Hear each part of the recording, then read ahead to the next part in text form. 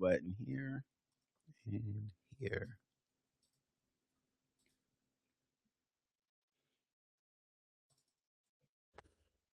So, I listen to the black guy who tips because Rod and Karen are hot.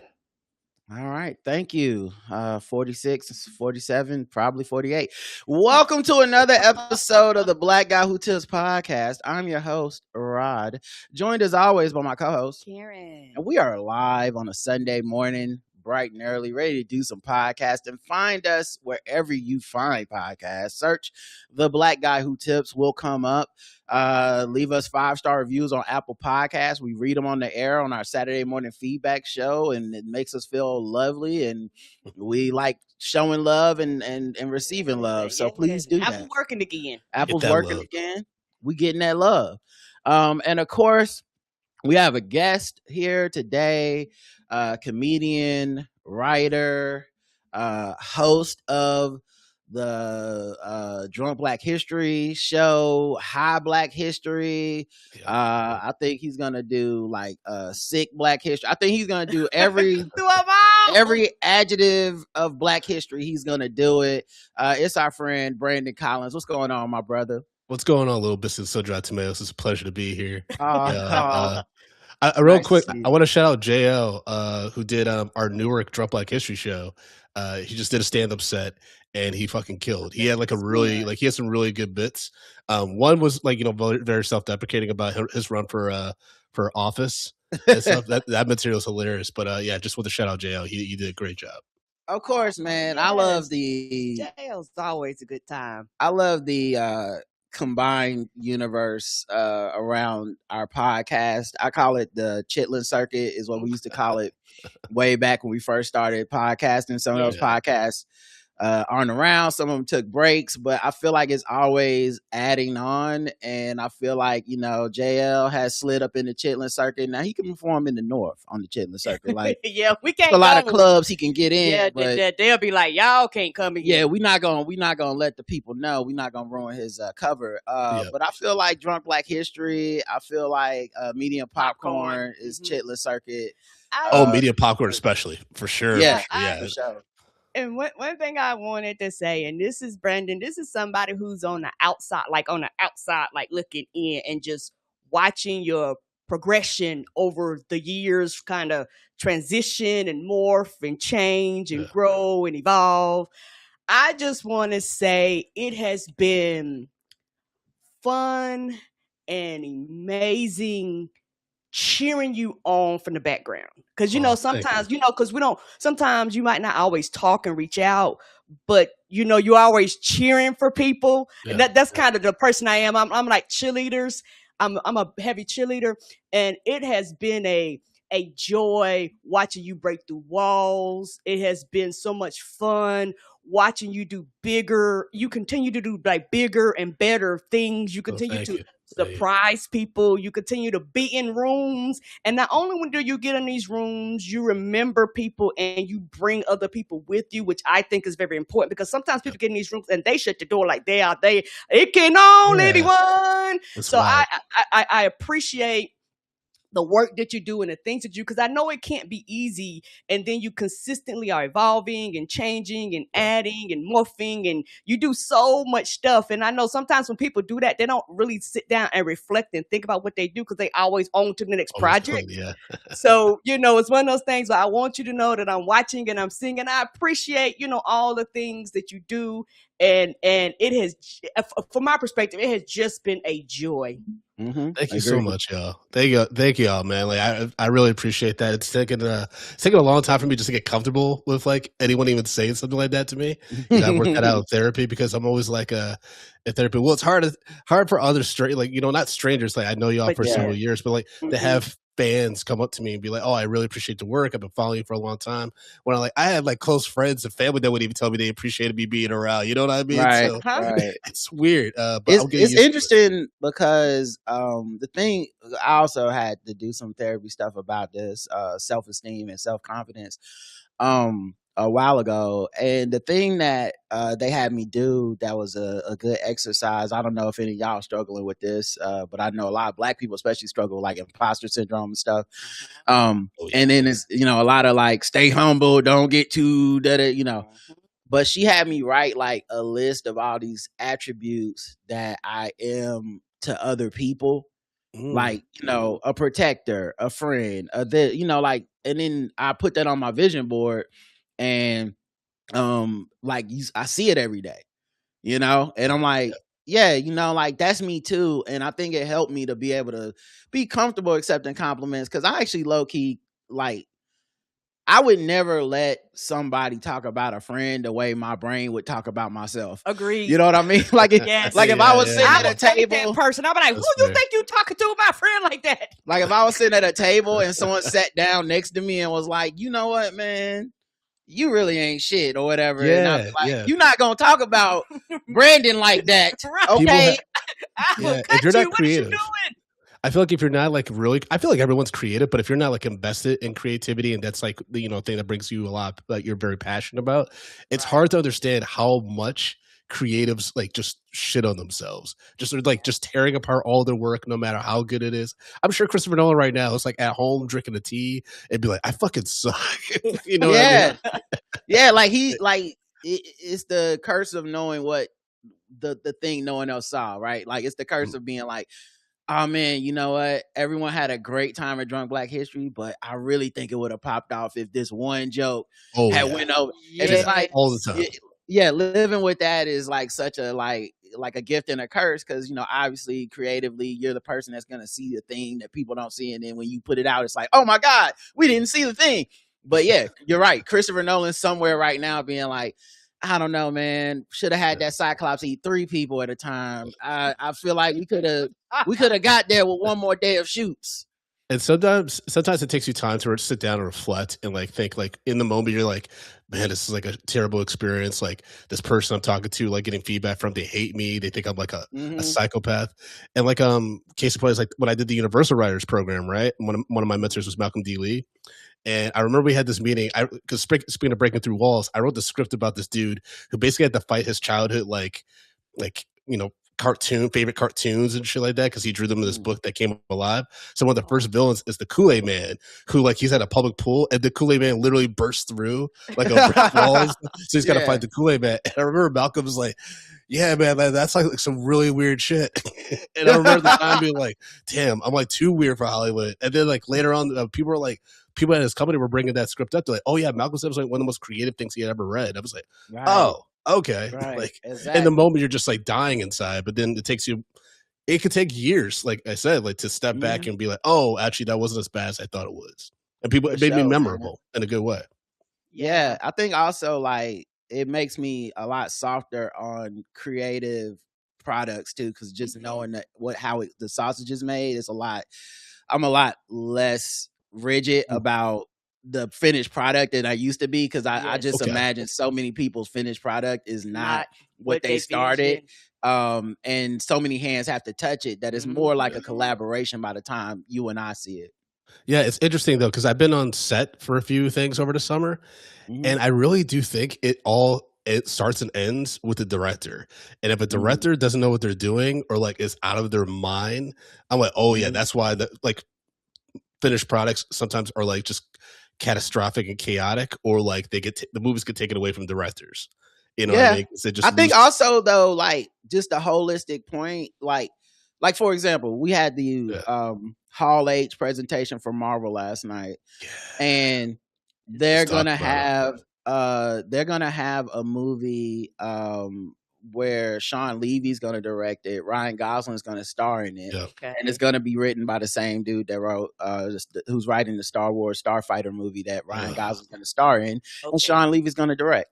So it's bringing that crew is coming to Marvel, and they're doing Ghost Rider, right? Ooh, yes, and like obviously film and critic and MCU Twitter, you know, everyone has their opinions. That's kind of what these events are for. I love Ghost Rider. But everyone loves Ryan Gosling. Yeah, it's like one of the ones. And I think it really means a lot that Ryan Gosling wants to play a C-level character in the MCU 10, 15 years into it. Yeah. Like it's like LeBron James coming to Philly or something, where it's just like, wait, you want to be part of this? And then the director, Sean Levy, there's mixed reviews on Sean Levy's like directing, because there's people like he's made some real stinkers, but he also made Deadpool and Wolverine, which made $1.3 billion. And I also liked the movie with Ryan Reynolds, where like he's a video Free game Guy. Yeah, Free I Guy. like that movie. Yeah, that's how I knew that Channing Tatum was going to be Deadpool and Wolverine. When Channing Tatum did that random cameo on Free Guy, and he was just acting really weird, I'm like, oh yeah, they're going to get him he's going to be Gambit in Deadpool. And then I was just so delighted when he actually popped up. So there's people that were kind of like down on Sean Levy, just like, oh, but he's associated. But you know what? Sean Levy, Ryan Gosling, the logo for Ghost Rider, the release date for Ghost Rider, and the writer for Ghost Rider already being attached means we won't have another Blade. So like, somebody, because Blade never came out, is my point. And basically Kevin Feige was like, I fucked that up. I thought we had a layup. Sure. And we don't have, like, we're not gonna put this movie out now. Like, it's been 5-6 years. Like, sorry, right?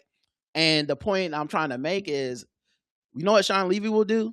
Get this movie out December 17th or whatever, like whatever date they put on that calendar. That movie's coming out. It's gonna be done. There is a thing that a lot of artistes or critical people don't think about with directors is, some directors you hire to get the shit done. Like, not every director is here to give you like a creative artistic vision. We have never seen, like, it's not Nolan. Like, Ryan Coogler about to film his whole fucking Black Panther on some weird ass cellulite film. I've never heard celluloid film. Yeah. Cause he can do that. That's Ryan Coogler. He's very rare. But Sean Levy is who you bring in to be like, bro, we just need to get the movie done and out, and not have Ryan Gosling here a year from now. Like, I don't know what the fuck we gonna do, bro. Right or left, the director's changing. Like, you see what I'm saying? Karen, go ahead. Sorry. Oh, okay. I know what I was gonna say.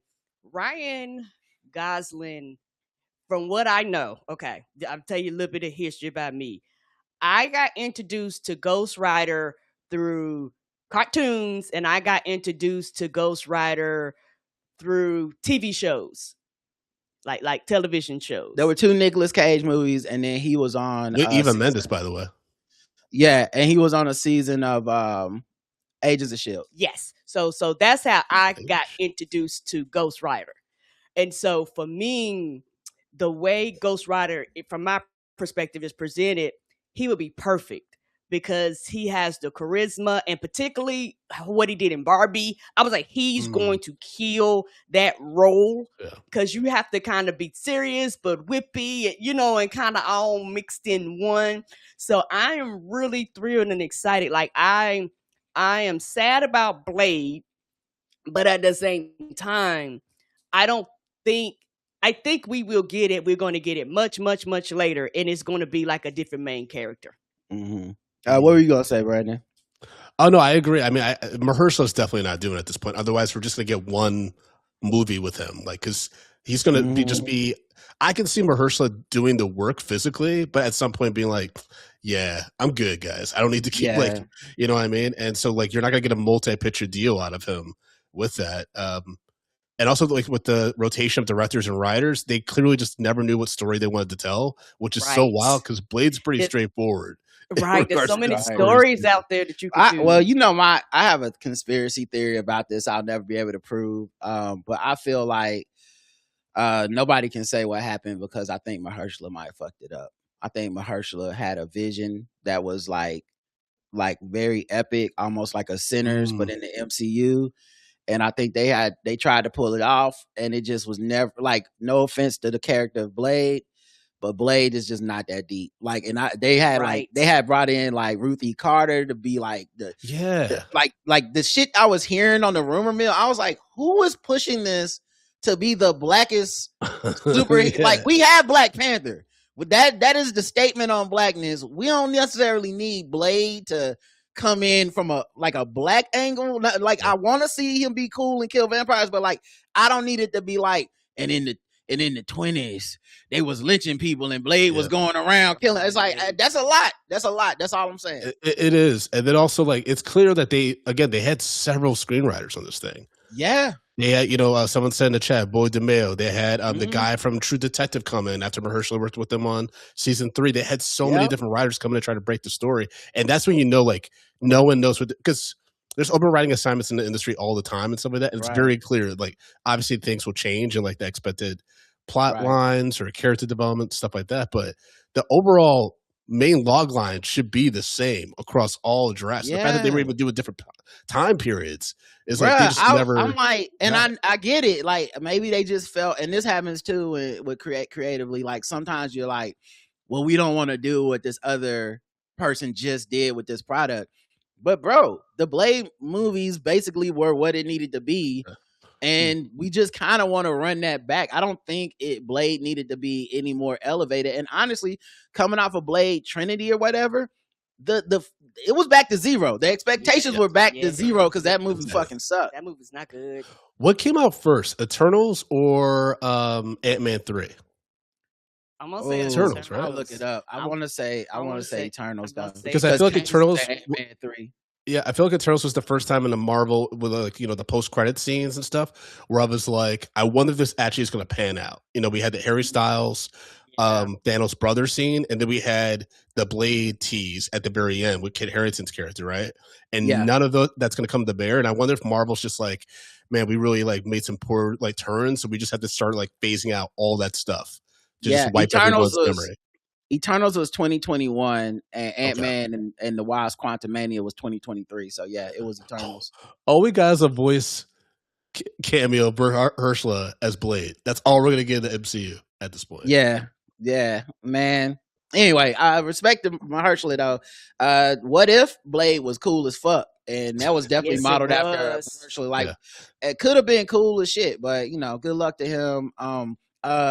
So yeah, that was one announcement, and my point being, like, talk about the next one. Obviously, directors serve different purposes. My point, yes, like sometimes they bring it. Like people were calling Sean Levy a hack. I think that's too far. But hey, man, he gets shit done. When you make $1 billion movie, you cannot be called a hack. Like I'm sorry, right, and also like this is a bigger discussion about the MCU in general, and I think without trying to sound condescending to other people, but I just feel like some of us were built for this and some people wasn't. Agreed. And I'm just built for this MCU shit, bro. I call myself a Marvel slut. Like, as long as they want to keep it going, I'm gonna be around to watch the shit. I am enjoying it. I still feel the vast majority of it is good to great. Yes. And the ones that suck are kind of the one-offs. Like, it somehow in our brains it switched places where like it's like watching LeBron James or something where people are like, yeah, he only won 4 rings and he went to the finals 37 times, but I mean, how good is he? It's like that type, like we've talked ourselves out of greatness as we're watching it. I feel like that's what happened with the MCU because I'm still excited for Doomsday. Like the trailers was dope. I love the presentation of like, I love that they're getting some of the old gang back together, making shit matter. I want to see the X-Men in this shit. I want to see RDJ. Once he hit that voice, I was like, you know what? I forgot your game. That's my fault. Yes. I thought you was just gonna come back for no reason. I thought you was just gonna come back as Tony Stark. But now that I see what you're doing with it, it's cool.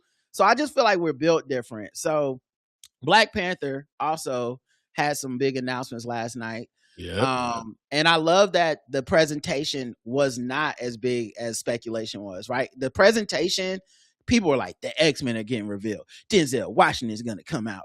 They're going to have, like, it got so huge online. Right. If you followed those rumors, there are people that are like, I'm disappointed. But it's like, why did you believe a guy with a blue check mark named MCU 7592? That's your fault.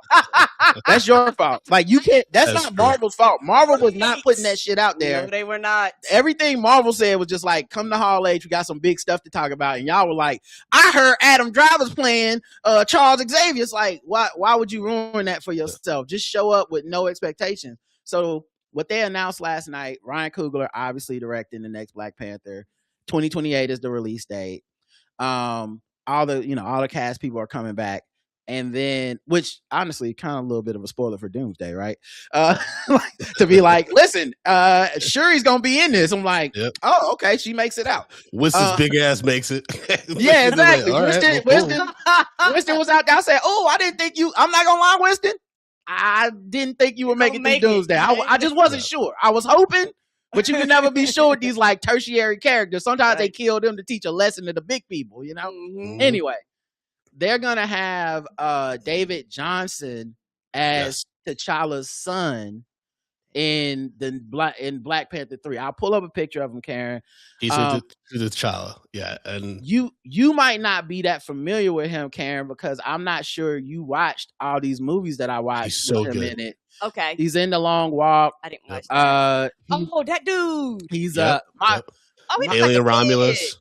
He's Alien Romulus is the one for me. The Alien Romulus so good is the one Alien for me. Romulus. He stole that movie. It was honestly crazy how much he stole that fucking. It was movie. the first time I actually really felt for Android in that whole Alien series. Like I was just like, I want him to be okay. Holy fuck! Like, and the irony, or not irony, but I guess relevance is to me, Alien as a franchise has about 2 to 3 iconic Android performances. Mm-hmm. You got Fassbender's Android. Okay. You got Buddy from the first Aliens that obviously betrays home. Betrays everybody.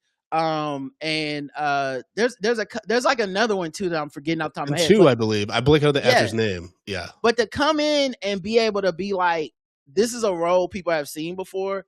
I'm gonna take it to a place they never seen before. Like, I highly recommend Alien Romulus. When I reviewed it, I was just like, I was like, yo, I did not think something as kind of tropey as Aliens, which is kind of like Aliens is basically you're redoing Aliens every time. Like it's the same fucking movie every time. You find abandoned ship, the xenomorph is in there. He can kill people. Right. Yeah, it's a genre I like. It's my second or third favorite genre of movies, which I call white people fucking with shit they ain't got no business fucking with. And I really enjoyed that genre, and he was the one that really like made that movie good to me. Yeah, I remember The Long Walk from the commercial. Yeah, yes. Like he's really good in that.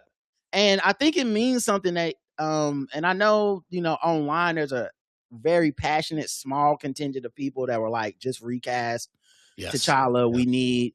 But I feel like that's kind of like some black folk business shit. Like, I don't think that's actually a lot of people. I think it's a lot. It's like, it's kind of like Gamergate, where like they're very passionate people who created an online persona and like kind of got a lot of attention off of it. But I think if you took like a poll of just people that go to MCU fans, there's not like a passionate, like, they need to recast this role. They cannot just move on past Chadwick Boseman. Doesn't mean I'm saying they're wrong or right.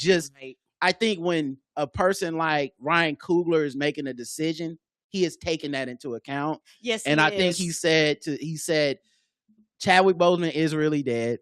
Yes. T'Challa is really dead. That has to mean something. This is the MCU, not a cartoon. Agreed. We don't want to just recast with the hot new guy or whatever. Let's keep the continuation of the story we were telling. Maybe there's a time jump, something. Right. But we're gonna make the impact of Chadwick Boseman's life mean something in this script. Right. And it won't mean as much, regardless of how you feel. It just can't mean as much if we just show up and we're like, hey guys, it's a brand new Damson Idris is now basically Chadwick Boseman. Agreed. Exactly. His name kept coming up, and I was like, all right, I know people love Snowfall, but I was like, I think we're also forgetting Ryan is also a very loyal dude. And I'm not saying it would get this petty, but I never bought into the Damson stuff because I'm like the Lori Harvey of it all. Like Ryan Coogler's favorite collaborator is Michael B. Jordan. You know what I mean? And from just what all the gossip websites said, that was a messy breakup. So I'm just like, I don't think Ryan would he'd probably meet with Damson, but it's not. He's going to look elsewhere too. Because I actually thought Miles Canton might have a shot at this role because I'm like, he and Ryan obviously got very close during that. Right. But David Johnson's a great pick. And it's so it's not left field because he's a great actor and he could definitely do this. I just think he's so unknown that it brightened my spirit a little bit with the MCU because I'm like, they're going back to what they did best at the very beginning, which is like, let's look at these like up and coming directors and actors and stuff that aren't household names, but if you saw them or heard their name, you'd be like, I remember they did that one good thing, right? And so David Johnson now in this role, I'm like, with the X-Men, I hope they get a lot of up and coming, like strong actors that can carry the stuff that aren't as well known, so they don't have to pay these huge salaries. So they can actually go back to basics and making really good movies. Because on Media Popcorn, we just reviewed the first Iron Man, right? We had never done it before. That movie rocks so fucking hard. It did. It's such a tight story. The performances are great. You felt Robert Downey Jr. doing like his Kanye West, the college dropout, like, I gotta make this shit happen. Like, if this doesn't work, he like, was on his last leg. Yeah, I would say one of the key components to movies that people don't think about often is the actor meeting the role at a point where the actor needs the role. Like that, like that's something like for example, Bruce Willis and John McCain, like McClane, what like that he needed that coming off of like all the like moonlighting and all this. Like he was starting to go into the tank of people being like, what the fuck does this guy do? He's like kind of a receding hairline, weird love interesty guy, and he hits Die Hard, and they're like, okay, this guy is back. He's it now. Robert Downey Jr. was in a very similar place coming into Iron Man, where he hit that shit, and people was like, this guy's back. He's box office again. I was going to say, even like when I think of The Social Network, one of the most brilliant things about that movie is the casting, right? Like Jesse Eisenberg was in this weird vibe where people are like, is he trying to do Michael Cera? What's going on? And then he Mark Zuckerberg, and people are like, oh, this guy can go into another channel where he can be really evil. Same with Andrew Garfield. I remember I'd seen him in like really small roles, like I think 2 movies before then. And I was like, who the hell is this guy? Like, this guy's so charming. Everyone loved him. I'm like, and then we got cast as Spider-Man. I was like, that makes sense. That makes sense. Meeting the dude at the role or the person at the role is just super important. And also, I think that people can grow into the roles. Because I know for me, when it came, because Captain America started this all off. Yeah, Chris Evans is a perfect example of needed the role as much as more than the role needed him. He needed that role, and he nailed it. In a way that, to some extent, almost it's I don't want to cast aspersions on the dude, but like it's almost been like a letdown once he took the tights off.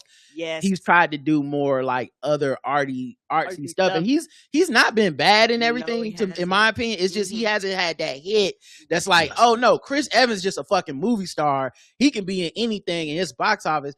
It's kind of like, bro, we appreciate what you're trying. Can you put the tights back on though, if that's okay? Karen, go ahead, then Brandon. Yeah, and also I think for me, when it comes to Chris Evans, similar to Robert Downey Jr., he fit the role and the role fit him, and it's almost in my brain because I was introduced to a lot of these characters through the movies and not the comic books. You brought these characters to life for me. So as far as I'm concerned, Chris Evans will always be my personal Captain America. You know what I'm saying? So it's one of those things where it's a generation of people who will, not trying funny, almost only know him in that role. Right. Yeah. Brandon, what were you going to say? I'm sorry. I mean, I was, no, it's good. I was just going to say, I wonder if with Doomsday and Secret Wars, like Chris Evans, Robert Downey Jr., Chris Hemsworth, even if like it's not their choice, I mean, they just accept that this is the end finally for them. Because I think that even like when I think about Chris Evans, I think if he just did a pure comedy, he would remind people how fucking funny he can be. Between Scott Pilgrim, for his breakout was not another teen movie. You know what I mean? I think he's taking things so seriously, and probably because of the salary he demands now, he has to be selective with movies. But I think he's been well. That's the thing. Like post Endgame, he's been in some comedies. Yes, he was in that Red One movie with The Rock, where he played the comic relief to The Rock straight man, and I just wasn't that good. Oh, that reindeer Santa rescue movie, right? Oh, yeah, that was awful. He was great in Knives Out. Yes. Even though I think that was still during the MCU, but he was great in, like, he has the chops. Agreed. It's just, and it's like I said, sometimes it's the role just meets the guy at the perfect time. And it becomes like the peak. And I know people don't want to be defined by that, but like also there's fucking millions of people that want to be actors that will never even get that peak. and they would fucking monkey paw trade your ass today. Like, give me like, oh, they only know me as Urkel. Sure, I'll take that. I'll be fucking Urkel for the rest of my fucking life because I'm doing dishes, nigga. Like, let's do it. So I feel like I thought you meant like I thought you were talking about Jaleel White doing dishes. I was like, wait, what? No. That's a weird scenario. There's a guy out there right now doing dishes, going on auditions and being like, motherfucker, I wish they would see me every day and be like, then I ain't do that. I would never get bored of that shit. So I'm just saying, like, some of the MCU people, especially with it being such a long ordeal, right? I can see why they're like, man, I'm ready to move on. But like, dude, this shit matters, and that's why I say getting Ryan Gosling to sign on is bigger to me than even like we're gonna do another Black Panther. I knew you were gonna do another Black Panther. Yes, I did. I didn't know if people in Hollywood were still seeing the MCU as like, yo, I need to get down on this shit. Like, I'm Ryan Gosling. I just want to be Ghost Rider, because Ryan Gosling can go do any fucking thing right now. Yes, nobody's gonna say no to him, and he's like, yeah, you know what I want to do? Go be a nigga that's a flaming skull for like 90% of the movie. Let's go. You know, Pedro Pascal, give me a helmet. I'm just gonna be the voice guy for the Mandalorian. Like, oh, y'all want to do that shit? Cool. So I appreciated it. At Universal, my mentor on the executive side, he had just met with Ryan Gosling, like right before I came. Like, he was like, "Oh, you just missed Ryan," or whatever. I was like, I try to smell the air. I was like, right. What does the movie star smell like? One of them ones. That's hilarious. How's the tour going with Drunk Black History, man? It's been phenomenal, man. Our last show was just in Newark, New Jersey at the Newark Culture Club, ran by Justin Williams. Had a great crowd. Like I said, JL was there. Had some phenomenal guests on. And I love the Newark show just because it's a little bit more intimate. There were some like moments where like the microphone stand fell over, like the projector screen acted kind of weird, like there's a delay and stuff. But we got through it. It's just like one of those, and it allows me to like just strengthen my crowd work skills and stuff like that. But we had even like hosts from Sirius XM Urban View like come through. Some of the people that heard me at Karen Hunter, but also like other shows on the platform, they came through. Wonderful. Yeah, exactly. Who all you have on the show? Yeah, we had a Jersey comedian named Sibo on. We also had, I'm like pulling up my list because we did so many shows. I mean, you doing so many shows and keeping up with so many. And also Alexandra Hill, who is a journalist, acclaimed journalist, does like a lot of stuff for urban platforms like BET and Hot 97 stuff. And then Dion Ford, who's a writer, acclaimed writer and stuff like that. And her daughters actually came through and they really enjoyed it and stuff. It's been great, man. So we have some Philadelphia dates coming up. We got a Drunk Black History show on September 20th. And then on September 25th, I'm doing High Black History as part of Black Cannabis Week in Philadelphia.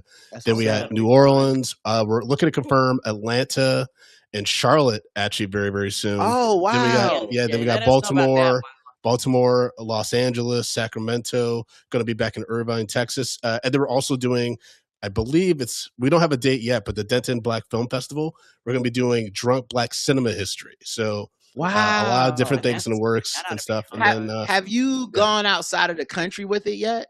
Not yet. I've been trying to decide where I want to go. It'd be great to go back to the motherland, but I also like, I feel like Canada would be good. Like something up there. Like Toronto, I was thinking, but then like everyone just be, all my guests would be like, I want to talk about Drake. I'm like, please don't do that. No way. They're not gonna do that. But they better not. They better fuck not. Do Canada fuck with us right now though? I remember JL said he sells pretty well in Canada. Black Canadians and white people from Canada who don't fuck with Trump fuck with us. Yes, they do. You know what I'm saying? That's a lot of people when you think about it. They don't like, because they know what we bringing up there. We're not.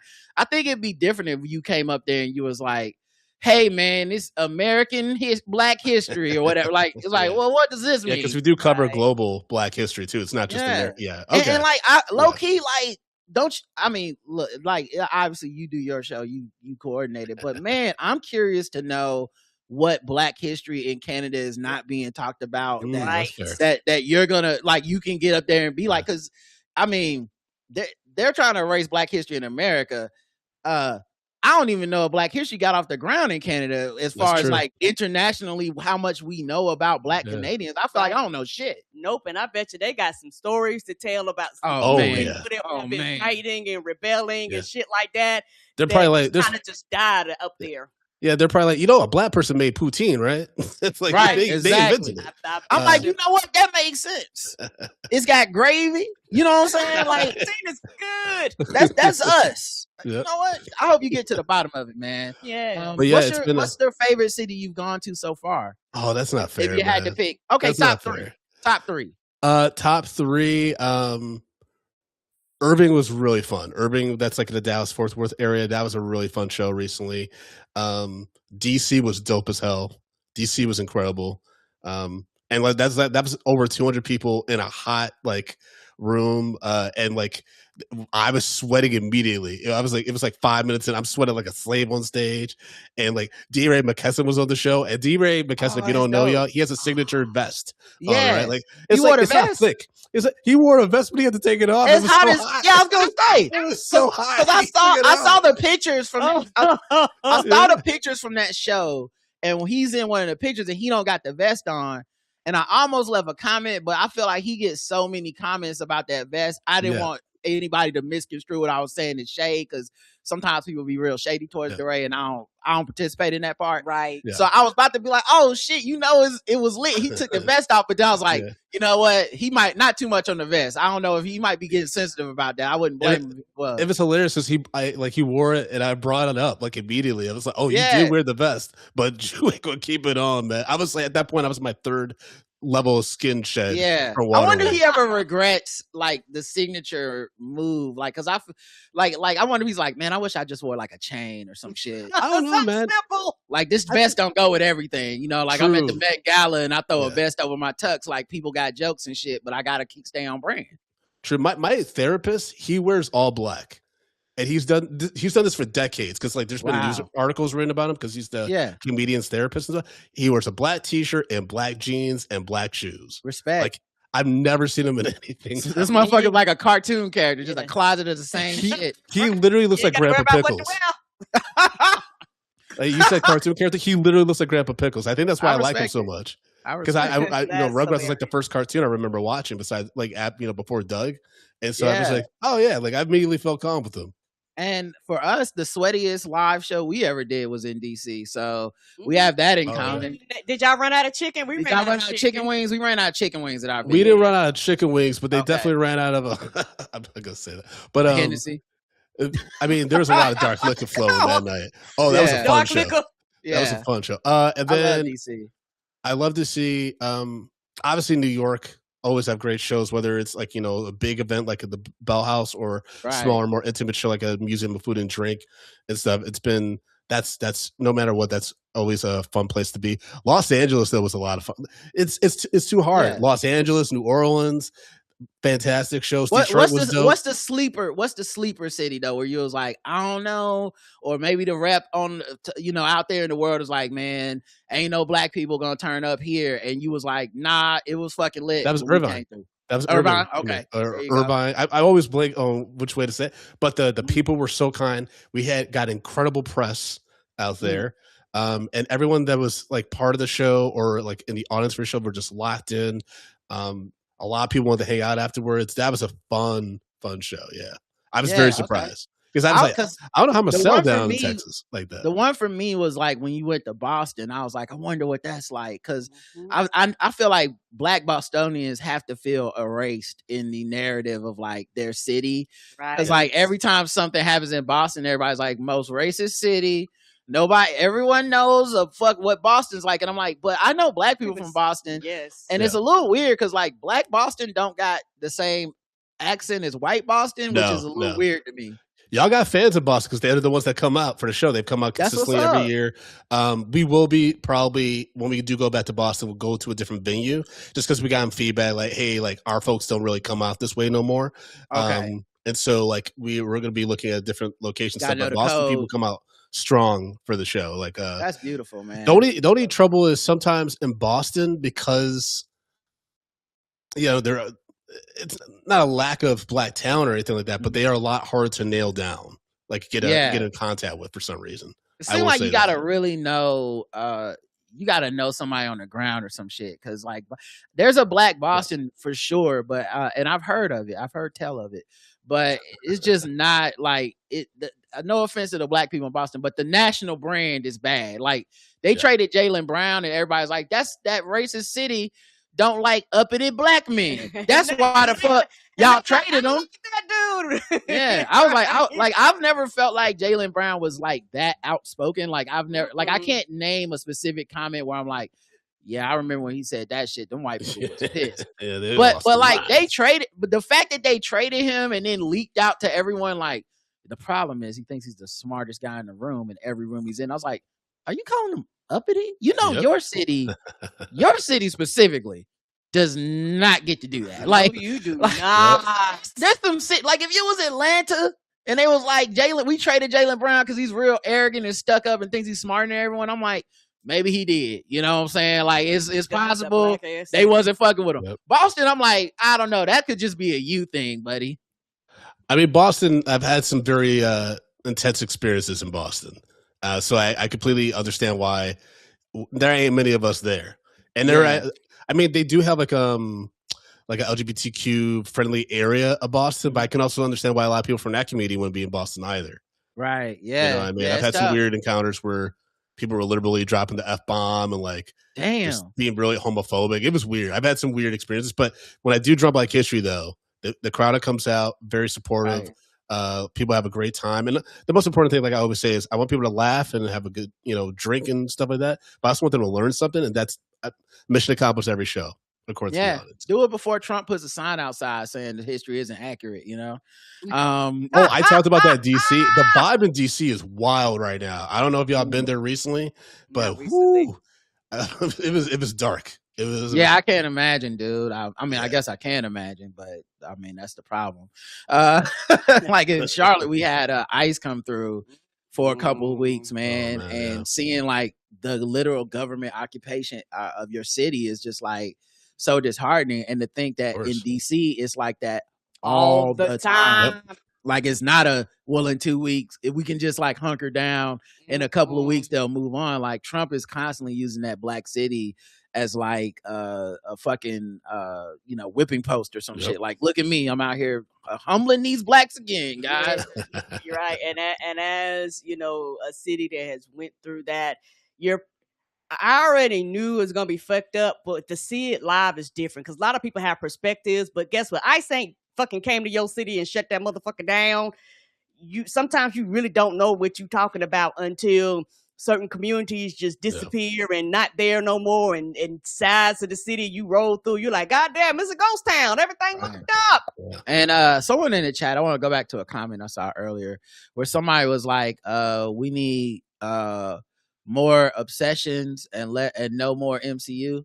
Hey, buddy, we can have them both, man. Both. I recommend that everybody out here get greedy. Get a little greedy, man. Like these white people got more money than God. Right. None of us has to act. There's no scarcity thing happening.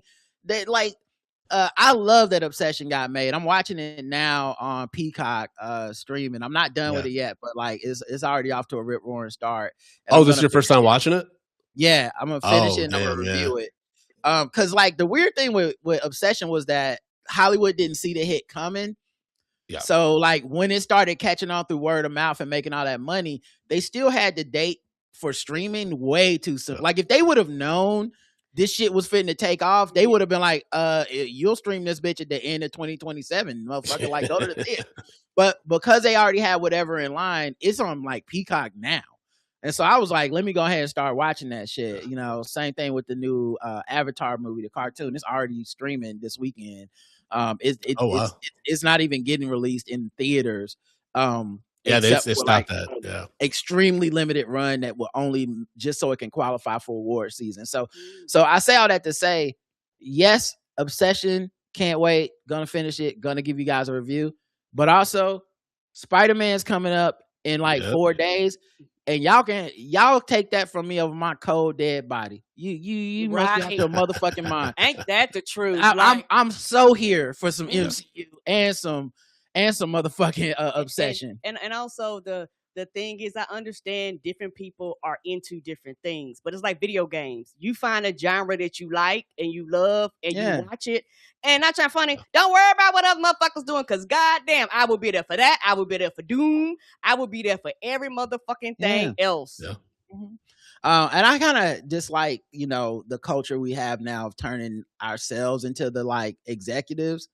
I'm not here to fix this stuff. Like, I watch sports because I like seeing basketball. I don't watch it because I like keeping up with salary caps and contracts. And I feel like that's such a boring conversation to have at a sports bar. Nobody give a fuck about them numbers. And I feel like movies have kind of low key become that, but people don't realize it yet. But a lot of our conversation is no longer about did you enjoy the movie? It's like, okay, but like, what does the box office need to be in order for this to get a sequel? Yeah, that's not your concern. Like, what was brother? It don't really matter. I'll give you a little bit of example of some proof, in my opinion. He-Man lost a lot of money. He-Man's getting a sequel. Why? Because they decided that shit was getting a sequel before the first one even came out. Like, they did. They don't care that it lost money. Like, that's a thing that happens when they decide that it means something. Meaning, like, there are movies where that's almost the excuse, where it's like, oh, we can't do another Marvels. Why? Because it lost money. Okay, cool. I guess that's why we can't do it. Well, what about this other thing? Well, it lost money, but like, we got so-and-so attached to it. Like, we got to do another one of those. So like, let's all get out of that headspace. Like, get upset if your shit, you like something, it doesn't get like a sequel. Like, that's just human. But don't get upset because like you become the money person and now you're like, well, if you look at the advertising budget, who gives a fuck about that's not my job. Did I like the movie or not? Like Christopher Nolan, I'm sure Christopher Nolan was like, yes, I lost money on Tenet or whatever, but that will not stop me from making the Odyssey because I'm Christopher fucking Nolan. And to piggyback off of that, that's what I think you need. They actually complement each other quite well if you think about it, because you need someone like Curry Barker. Sorry if I'm butchering his name, to do Obsession, because then maybe he can build up that clout, that following, to do something he's really interested in that can reinvent IP, which is what the studios want so bad. Think about it. No one started off with like, Memento. He had one movie before that. He slowly did Insomnia, then slowly built up, and then what do you do? Batman. Right? Same with Ryan Coogler. Ryan Coogler did Fruitvale Station, did Creed, and was able to parlay that into fucking Black Panther, right? And same with Zach Kreger. Zach Kreger started with Barbarian, and now he's doing Resident Evil. And it may not be the Resident Evil video game adaptation that everyone's looking for, but if you paid attention to that trailer, there's enough Easter eggs in there for you to be like, oh, this is a Resident Evil movie. And it's just a trailer. If the movie is good, it won't matter. You know what I'm saying? Like, that's the thing. Like, making a good movie is really what it's about. And a lot of people, like, I know audiences hate when like executives or directors say this, but I think they're right when they're like, audiences don't know what they want. Like, after you've seen it, you're like, that's what I wanted. But a lot of times we walk into a thing. How many times have they fucking focus group tested some shit, put a movie out, and then no one goes to see it, even though it checked off every single box? I'm thinking of a movie called Solo. Like, they went, all the white dudes that shit on all the diversity in Star Wars was like, just give us that old white thing back. We need a white man, and they did, and we need we don't need no new white man. We want that Han Solo white man. And they went and fucking made that movie. It came out. I did enjoy the movie. Like, I have no, like, my qualms isn't the quality of the movie, but like, if you're just looking at box office and shit, that math didn't math for you guys, so you just can't get so tied up in the audience. They don't really know what they're gonna want, and a lot of times it's just kind of a crapshoot. You make a product, you hope it's good, and sometimes it takes off. There's another reality where Obsession actually tanks. People don't like it. People don't watch it. They don't hear about it till it's too late or whatever, and it's like a cult classic that we're all like, man, a movie no one talked about from 2026 that's fucking amazing? Have you heard of this Obsession movie? There's a million of those movies out there in the world too. So it's so hard to make a movie that success is a crapshoot at the end of the day because so many variables are happening. No one, to quote William Goldman from the chat, no one in Hollywood knows anything. And that was a common thing said in my time in LA. Even at the studio, they're like, we don't know what the fuck we're doing. Like, we just hope for the best. Like, Destin Daniel Creighton, who's doing this new Spider-Man. He did Wonder Man. People Okay. keep talking about the ratings for Wonder Man, like it wasn't good enough ratings. They're gonna do a season 2 of that. He did Tokyo Vice, which I watched. I enjoyed, highly reviewed. It's like high ratings from critics, but it didn't really pop like that. Short Term 12 is a short that like like amazing, lives in fucking all the artistic critics' minds. Is like it's perfect short. And so like my point being like breakout for Brie Larson and Lakeith Stanfield as well. Exactly. It's just very difficult, and it's all part of the process. Daniel Destin Creighton is living or doing his part in this dream of artiste to mainstream to artiste. Like it all kind of flows in this like up and down continuity, and I think people don't see it like that. But so many of these people directing these movies now are people that were your critical indie darlings, and somebody somewhere said, hey, this David Johnson kid in The Long Walk, who is this agent? Get him on the phone. So I think we need it all, man. And also it's one of those things at the end of the day, like I agree when you said that people don't know what they want till they get it. And also people lie. Your dollars speak louder than your words online. People underestimate that, because as much as people complain about Marvel fatigue, I'm gonna keep it real. And I've always felt like this. People complain about Marvel fatigue. People complain about they tired of the MCU. People complain about all that shit. But you know what? When that fucking Dooms trailer hit, it was the #1 fucking trending thing online, regardless if you loved it, you hated it, you were fatigued, you didn't like it, you thought it was boring, you thought it was the best thing ever. That shit splashed. You know what? Fandango and all them motherfucking sites crashed when them bitches was like on sale now. So that's why I say motherfuckers lie. Like once I realized that, I kind of just dismiss a lot of the things. Also, like, our social media content game is out of control now. So like even like the system starts up regardless. So like Doom, they put out a trailer for Doom. The people who make YouTube videos like the MCU is trash, they start up the machine again. The people that are like, we review trailers, they start up the machine again. The people who are like, we do fan casting, they start doing. So like all this stuff comes off of it. And at the end of the day, a lot of those people, even the ones who claim to hate it and be over it, kind of need to see it because it's a cultural touchstone. You spend money on a psychological, matters to them. On a psychological level, I think a lot of what we call MCU fatigue is actually about FOMO.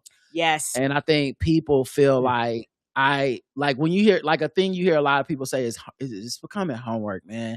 Do I gotta watch this series? Do I gotta watch that thing?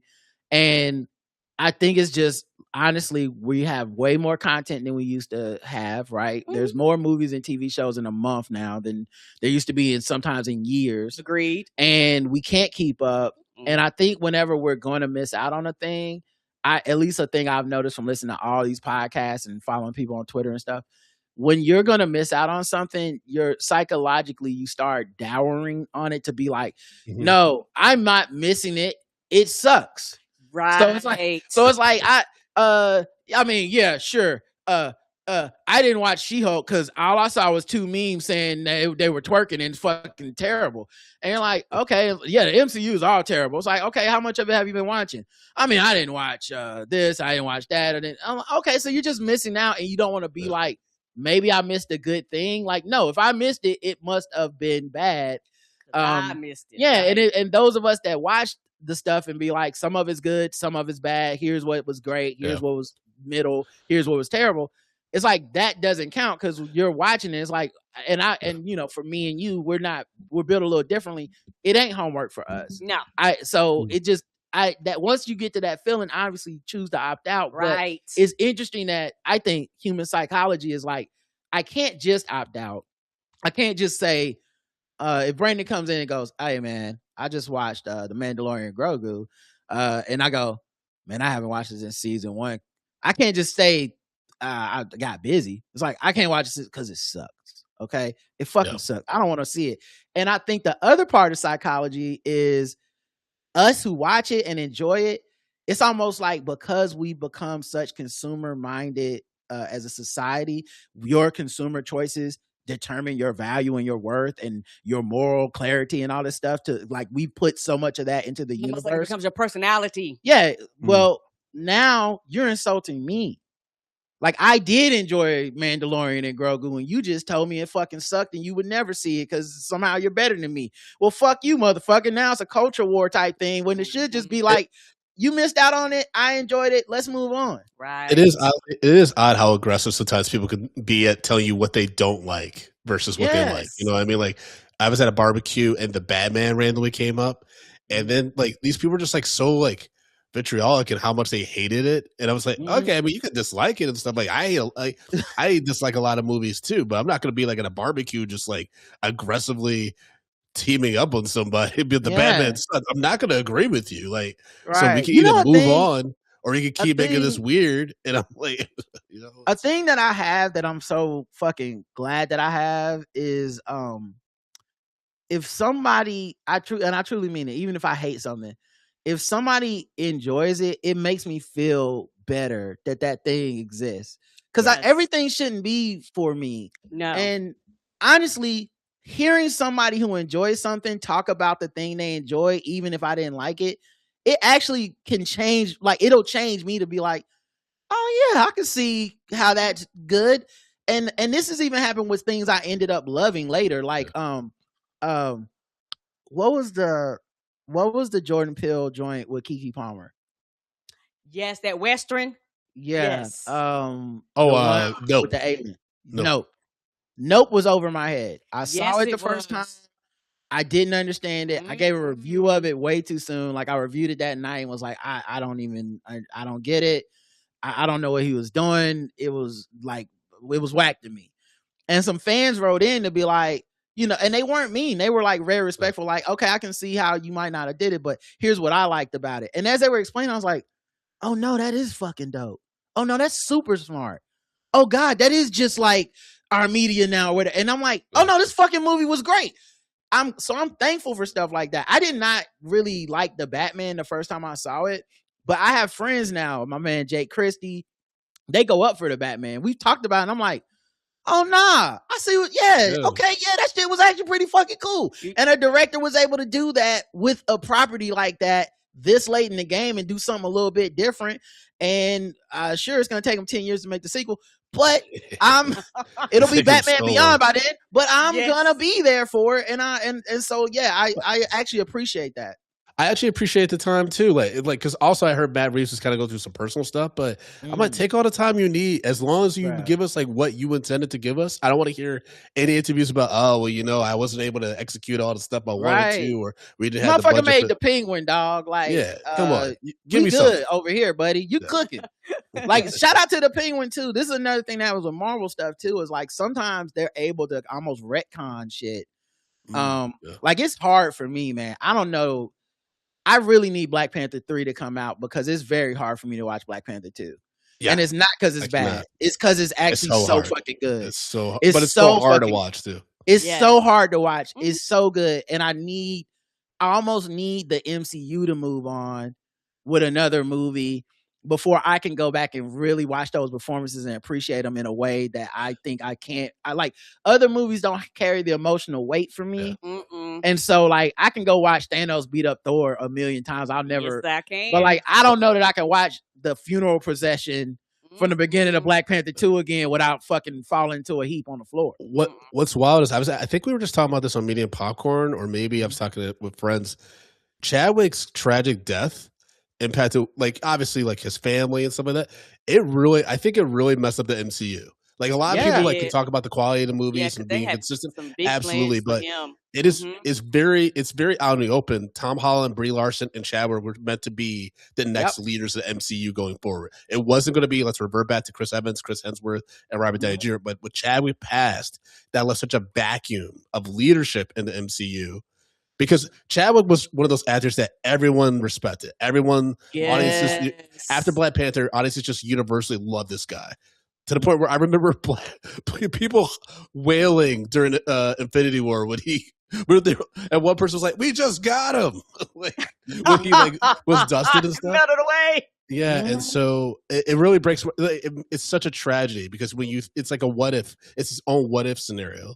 Like, what if he had lived, and like what we would have gotten from MCU after that? You know what I mean?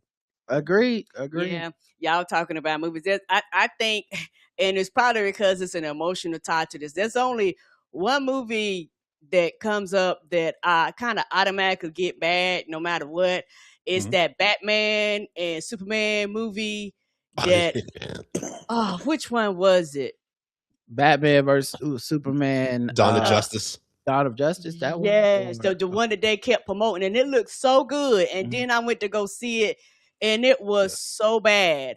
And Martha, your name's Martha. My name's Martha. Let's stop fighting and be brothers. Like, I'm not gonna lie, and there's somebody out there that probably love that movie, but that is like one of the few movies I'm like, fuck that goddamn movie. I am so sorry. Yeah, but Zack Snyder thought he was like. I respect Zack Snyder because you could tell when he's like, yo, I got him. Yeah, I think, and like the revisionist history of Zack Snyder is so funny because it's turned into like this man never made anything. I was like, he didn't get to do the Justice League because he was trash and no one ever liked him. Right. Like 300 was a minute. That shit was a moment. Yes, it was. Like I don't even 300 is one of those movies that when you rewatch it, you be like, this plot is so excessively simple, crazy, and ridiculous. So weird. But when you was in it, in the theaters, I saw it 3 times when it first came out. I was like, yo, this shit rocks. I saw it in New York, Michigan, Jersey. I saw it everywhere. And I was like, yo, this shit fucks so hard. Sparta! Bro.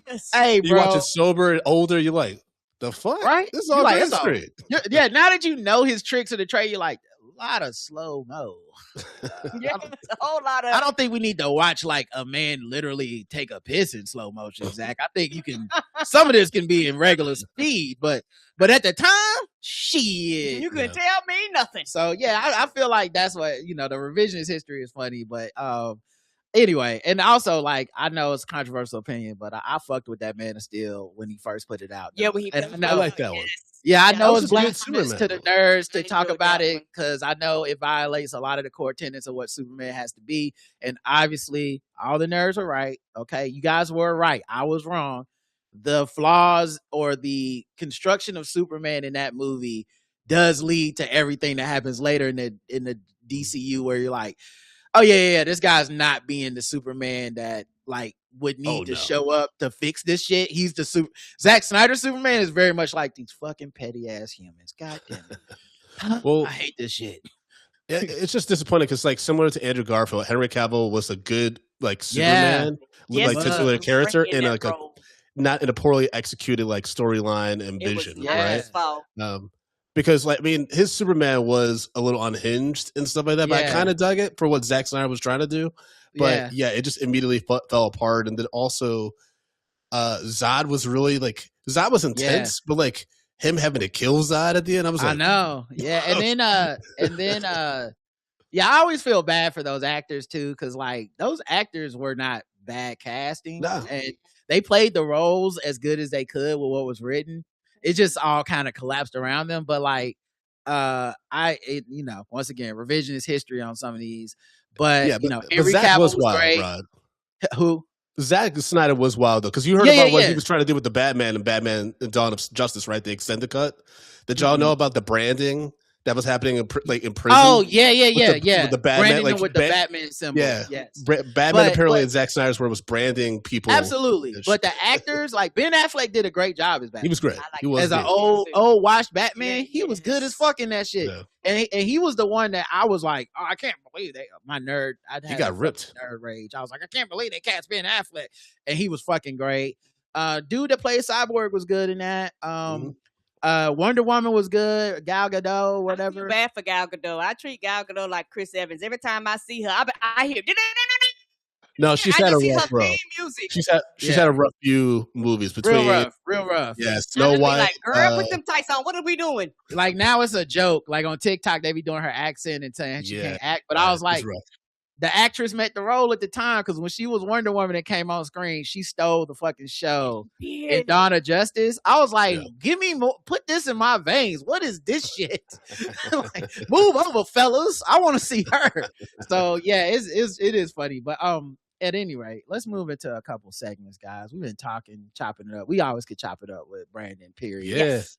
We can do this Brandon, forever, before baby. I move into segments, is there anything specifically you want to like promote, push out for the people right now? Yeah, I got a new experimental show I'm doing in New York City on Wednesday, August 5th with a few friends from the millennial generation. It's called Millennials R Us, doing stories and stand-up material about being one of the most tortured generations of all time. Going to be talking a lot about sidekicks, AOL AIM, blogging on LiveJournal and stuff, MySpace Top 8 and all that. So you can get tickets for that at FrodoBlackens.com. Again, it's Millennials R Us on Wednesday, August 5th at Caveat NYC. It's going to be a lot of fun. So come out and have some laughs and maybe some tears with us. You never know. Put the link in the chat for me as well so I can put it in the show notes. I do want to hear about the millennial experience. I feel like you guys kind of get erased a lot. You catch a lot of shade and a lot of slander, and I don't think it's fucking fair. No, it's not. A lot of times it's motherfuckers that benefited from like all kinds of cultural privilege and coming up at a different time, and they be like, if you would just stop getting avocado toast, it's like, motherfuckers can't afford homes, bitch. Right? This is not avocado toast fault. I got the idea, and I want to see how the audience responds to the material. Like, so I'm doing Drunk Black History. I was doing a lot of material that was based on my experience as a Black millennial and the things I experienced like throughout Black history in my lifetime, and like it was getting such a positive response. The majority of our audience are millennials, so I was like, hey, like let me try to actually just make stand-up material focused on being a millennial, and then I have a bunch of great comedians and storytellers in my network. I'm like, hey, y'all have anything that's centric to this? Like, we can have fun with like. There's no stakes on the show. I just want people to have a good time and for us to share some weird memories. You know what I mean? I love some generational comedy, man. I feel like we always have this generational angst and infighting, but we don't ever get like specifically like, let's just have fun as a generation together as millennials, as opposed to like, here's my Gen Z take on millennials. Here's my millennial take on the boomers. Like, why not just give us some like, hey, remember Doug? All of us are at the right age. But also think about it like from a Black perspective, like how many Black comedians we're talking about being part of this generation. So I actually do have like a Doug and Rugrats bit, you know what I mean? Like, because I talk about, I never knew, this is where I stopped doing my Doug recap. I don't know if y'all remember when I used to do like like trying to like investigate what racist Patty Mayonnaise, but also recapping Doug episodes. I had to stop because I realized, Doug is just neurotic and needed counseling. Like his anxiety is through the roof. Like this isn't even funny. To watch as an adult, because you're just watching this kid just torture himself, and the only thing like relief he has is fucking imagine that he's Quail Man. Like that's the only reprieve he has from his crippling anxiety. As a kid, like, you don't understand that there's a bigger message, right? I was like, I can't do this because you hadn't experienced any of that yet. All right, let's get into our first segment, and don't worry, guys. This first hour, I will just AI some commercials in here. Okay, I don't know what y'all gonna get or where it's gonna be, but the computer will tell me to just throw something in there, and you guys are gonna get in the middle of someone's sentence. But the first official commercial that I'm gonna play is gonna be right after this song. Fucking with Black people. Fucking with Black people. Fucking with Black people. Fucking with Black people. If anyone's been following sports, my man Ryan Clark got laid off at ESPN. He did. They did a massive layoff. They laid off a lot of people. Ryan Clark in particular and Cam Newton too, to be honest, are two people that kind of made the eyebrows go up a little bit. Not just because they're Black. Like I'm sure there were other Black people that lost their jobs, but it was for those of us in the know in the sports game, the way it was leaked. Ryan Clark's firing was leaked through Outkick, and Cam Newton's firing was leaked through Bobby Burak, who was also like an Outkick adjacent person. What Outkick is, it's the same people that used to host Jason Whitlock. Oh, them dudes. Yeah, they're like racist, very anti-Black. Okay, I always mispronounce their name. I'd be like, Kickstarter, kick people, them people. So yes. They're very racist. They like when we were doing game theory, they would write so many articles about Bomani in our show, and all kinds of shit. Like these are like number one haters of black people that do stuff. So he loses his job, and one of the things about Ryan Clark is he's to me a very passionate guy that sometimes flies off the handle and then has to bring it back in. Mm-hmm. So like the running joke for me is always like he's gonna apologize. Yeah, and I'm normally right. Like he'll say a thing that we all are at home like, yo, he really kept it real today at work. I don't know how the fuck he coming in tomorrow, but I appreciate that brother for saying what he needed to say as a black man. And then like within 24 hours, there's an apology. Like just to run through a couple, he had a thing with RG3, who's always talking about his wife being white and just very corny jokes about white women. You know, this is elite milk and I'm a milkman. And like, if it ain't snowing, we ain't going. Like he's just constantly throwing his wife's whiteness in our face. Right. Nobody cares. Love your wife, baby. Him and Ryan Clark got into it over something. Could have been, when they pulled Jackie Robinson's number out of the museum. I don't know what it was, but it was some black shit. And Ryan Clark mentioned like, and bro, like, why do you keep bringing up that your wife is white? We know she's white. Is like, we're not knocking that you have a white wife. It's weird how much you're obsessed with her. She's more than just white. Like, yes, she is. You're never talking about her opinions. You're never talking about her as a mom. You're never talking about her as a co-host of your podcast. You're just always being like, looking at me in a picture with this white woman and I'm dressed as Santa Claus, can't wait for some milk and cookies, and you're just talking about your wife. Like, that's weird. Yes, it is. And then he apologized, and I never get too excited when he goes in on somebody because I'm always like, he'll apologize. He brought up Andrew Schultz and his disrespect to black women, same way Kendrick Lamar did.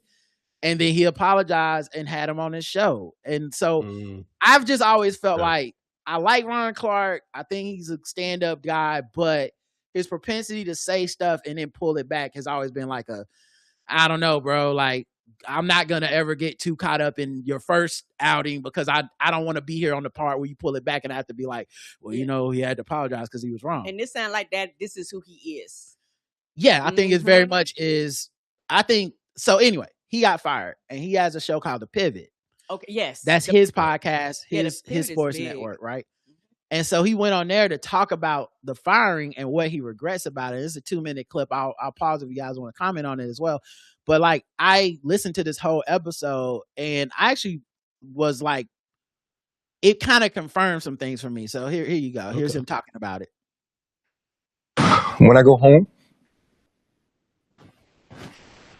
and this kid, from the West Bank, is like so accepted in New Orleans now. Like, I wouldn't change that. Never. Like, all I ever wanted to do was be accepted. And want it. So yeah, like that, I wouldn't change. If you ask me, probably the first Monday of football, when all my friends get to do something we did super special together, yeah, I'd probably change it. I'd probably work harder to man, this show. For 3 years, bro, we never shied away from any topic. Right. We never shied away from tackling anything. We did this year because I knew I couldn't have no beef. I knew I couldn't respond to disrespect, right? I knew, for lack of a better word, I couldn't be too black. What makes me sad is... Cut him back to the brother in the black turtleneck. Say that again, Brandon. When they keep cutting back to the brother, the light-skinned dude in the turtleneck, I'm like, I can't. They do that on purpose. Channing. Yeah, best to be at least more of what certain people wanted, they still fired me. Let me put this to bed. I wasn't laid off. I was fired. Right? They're using layoffs as a cover and a camouflage for what they already intended on doing, but there was no cause for it, right? So because there was no cause for it, you couldn't just fire me. So you had to wait to the layoff so you could camouflage it and veil it, right? But here's the other thing. If I was laid off like everybody else, they came out on Tuesday. Mine came out on Friday. When I go home. So he kind of talks about regretting not like even pulling back some on some of his like quote unquote advocacy for black people, which, you know, he talks about like he went up for Angel Reese and got like kind of pulled to the side for that. He obviously on his podcast talks about, you know, black issues and stands up for black people, black women. And he said, you know, they don't say who, but he's like he was told by like Stephen A. Smith that there was a powerful executive that Stephen A. had to like go to stand up for Ryan Clark and be like, well, even if they don't want to put you on these other shows, I'm going to put you on First Take, which is why I always say Stephen A. Smith is such a complicated character in sports. Like, I know most of us are just like, come fuck him. But but there's a reason that so many black people in that industry don't disavow him. And it's not just that he's the most powerful guy at ESPN, because he's actually not the most powerful guy at ESPN. The bosses are the most powerful guys at ESPN, as shown by this. He did not want Ryan Clark fired, and they were like, who gives a fuck? You work for us. You're going to learn to deal with it, right? You're not making the decisions here over us. Right. So I say all that to say, like, we talk about a thing on this show all the time. And I almost have like a little bit of a soft spot for black people who are in this public life, working on these white platforms, trying to advocate for black people, because I understand how difficult it is. It's actually every single time they say something, they are taking their job in their own hands. Yes, they are. Easy for us to say because it ain't our bills. Right. But like when people are like going in on motherfuckers sometimes, I'm not talking about when they say some coon sellout shit. I'm talking about simply like, well, I mean, he sat up there on the show with so-and-so. He didn't even say nothing. I'm like, yeah, because it's probably that, and you don't get your contract renewed. Because that's how they move. They didn't walk into Ryan Clark's office and fire him. He was on the air. Someone had leaked this to an obvious racist press person, and they were calling around ESPN to confirm it. And so while he's on the air, they had to go to him between segments and be like, hey, so we are letting you go. And he basically was like, do y'all want me to finish the thing? And they were like, nah, like you can like, and so he literally did not finish his show he was on.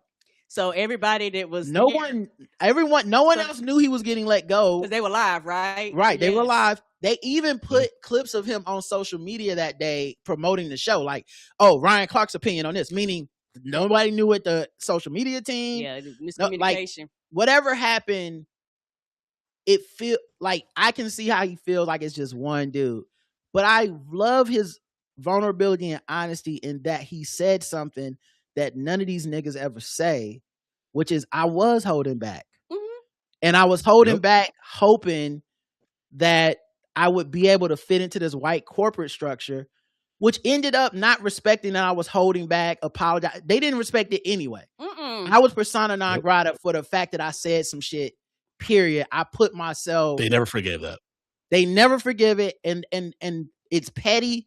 Thank goodness he built his own platform outside so that he's not going to like, you know, the poorhouse. That's why a lot of them do that. Yeah. And, but it's so interesting that I just appreciate him being honest. Cause I know it's easy to slam him. A lot of people are going to slam him cause he's crying. A lot of people are going to slam him cause like you weak ass niggas, you showing emotion.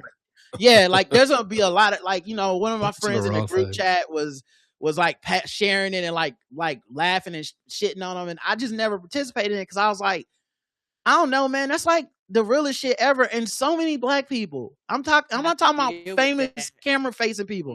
I'm talking about niggas listening to our podcast right now. And they regular ass jobs. So many of y'all understand. And I said this about Roy Wood Jr. too. You're black at work. Yes. You're not just at work and you're not just black. Sometimes you're black and you're at work.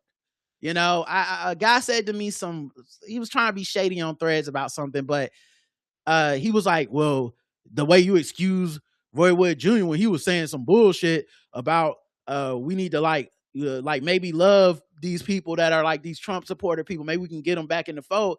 And I when I heard that comment, I was like, the fuck you want him to say? He can say what we all think, then he just won't work at CNN anymore. Right. He'll like we will go to 0 late night black talk shows. Yeah. We have 1 right now. There's a reason we only have 1. Right. But we will go to 0. And it's not like he said some coon shit where he was like, actually, I think Trump making good points. Like we know what side of he's on, but when they set him up with that question, right, he can don't ask white people this. He can either do the Ryan Clark, pop shit and apologize. Yep. He can either do what I would probably do, say the wrong thing and nothing to be like, baby, I'm sorry, we don't work at CNN no more. Or he got to do that. It's a game you got to play. And I just appreciate that Ryan Clark admitted that this is a game you have to play, because none of these other motherfuckers will ever admit it. Like Stephen A. Smith can get up there and do all the histrionics and yelling and angry shit, but he'll never come out and be like, of course I know where I work. And of course I know that I can get on the air and say Caitlin Clark needs to be defended, but I can't say Angel Reese with the same chest pumped out shit, because if I say it, I won't get to work, because the people that make the decisions actually have decided that I can't. They like me because I don't say that. They don't like Ryan because he did say that. It's similar to what happened with Van Lathan at TMZ, like based on his recordings. Like he's like, I compromised, like I had to pull back on a lot of stuff, especially after that whole Kanye confrontation, because that's much of a viral and impactful moment that was for the culture. Harvey and them at TMZ were like, you can't do that shit. And he's like, but he's right there. Like I had to say what we were all thinking. Like, right. Yeah. And also, I think this is why it's a catch-22, and this is why I have compassion. As long as you're not cooning, just keep that real. Mm-hmm. I have compassion and understanding. And baby, I'm not gonna tell you to sacrifice your bills, try to stand up for the culture, and then the culture don't turn around and support you once you've lost your income. That's a thing. Yeah. It's real easy to tell somebody to sacrifice theirs when you get your black ass up every day and go to a goddamn job that you probably don't like with a bunch of white people that you have issues with every day. And I understand the frustration. So you were like, well, I want somebody to make that sacrifice. If you're not willing to make that sacrifice, I'm not demanding or requesting that somebody else does. Yeah. That's the biggest fear I think a lot of like really popular celebrity level people have, right? It's like, if I stand up for something I really believe in, and then I found out no one else has my back and I lose everything, and then like I'm just alone and full of regret. That's like the biggest fear that I'm sure so many people a lot of try to make that move have. A lot of people that don't know how things work. Like I saw this on Threads. It was actually I saw fucking Deion Sanders say this on Twitter too. But it was like, man, what if these brothers came together and formed their own channel? Like Cam Newton, Ryan Clark, and then he put RG3 in it for some reason. I was like, I don't think that trio would work together. But okay, no, that's like Tank and Tyrese and January. Yeah, like ain't gonna work. Yeah, like come on, fellas, like let's have a little reason here. But like they'll say like why can't we start our own network or something? And here's the thing about that, on 2 levels. One, of course, it's very difficult, blah, blah, blah. It's about like, it's a reason why the Pivot podcast is easier for him to do than to start the Pivot channel. Right. It takes a lot more money investment and all this shit. Okay. But number 2, this is the thing nobody ever brings up. So you want a black TV channel run by Byron Allen? Run by who? Jay-Z? Tyler Perry, that's your boy. Right. Yeah, like Tyler Perry. Like, who are the black people? Like, Oprah had a channel. Y'all off and on fuck with her. Like, y'all don't like whoever the black billionaire is that's gonna come together to make this channel that you guys want. Y'all are gonna not really fuck with them more than likely, because there's still like a black billionaire person that runs everything, and the way that our economy and system is set up, our economic system is set up. It's going to be a capitalist at the top, making all the money, so now when there's layoffs at BET, it's Oprah taking Tavis Smiley's job. It's not going to just be, the white man came through and clean house. So I think it's just a very simple mindset, because you don't know how things work. And maybe this is just me on the outside looking in. My thing is this. We have done this because BET wasn't always owned by a corporation.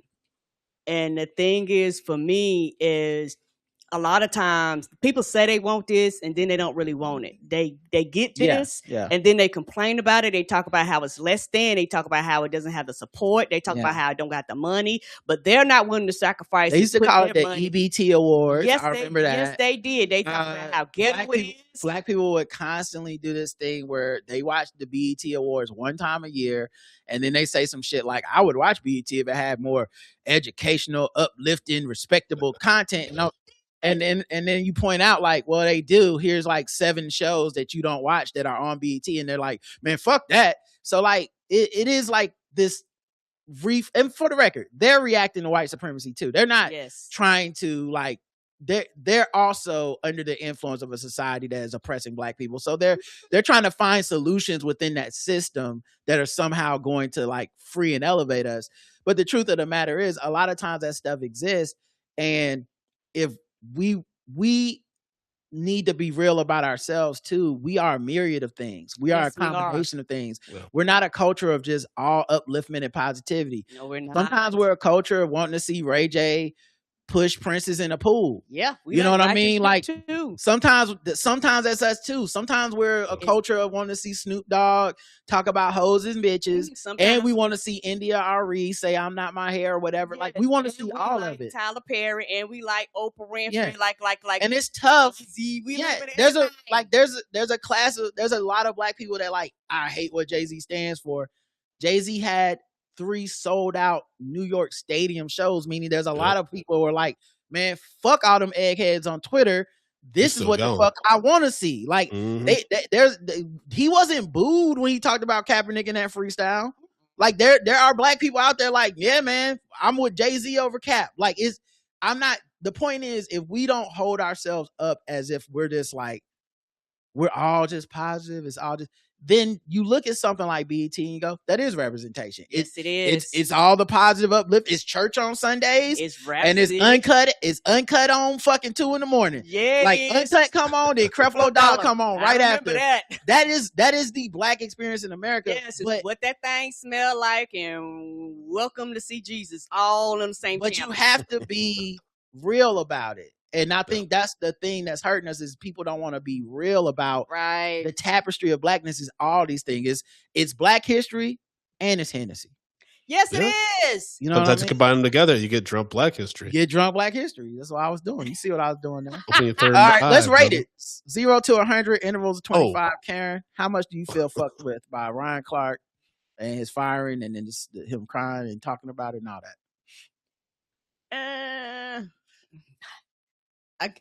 I guess it might sound wild, but I guess I give it 2 scores. I give it a 100 just because how it went down. Like it wasn't done properly. It wasn't done right.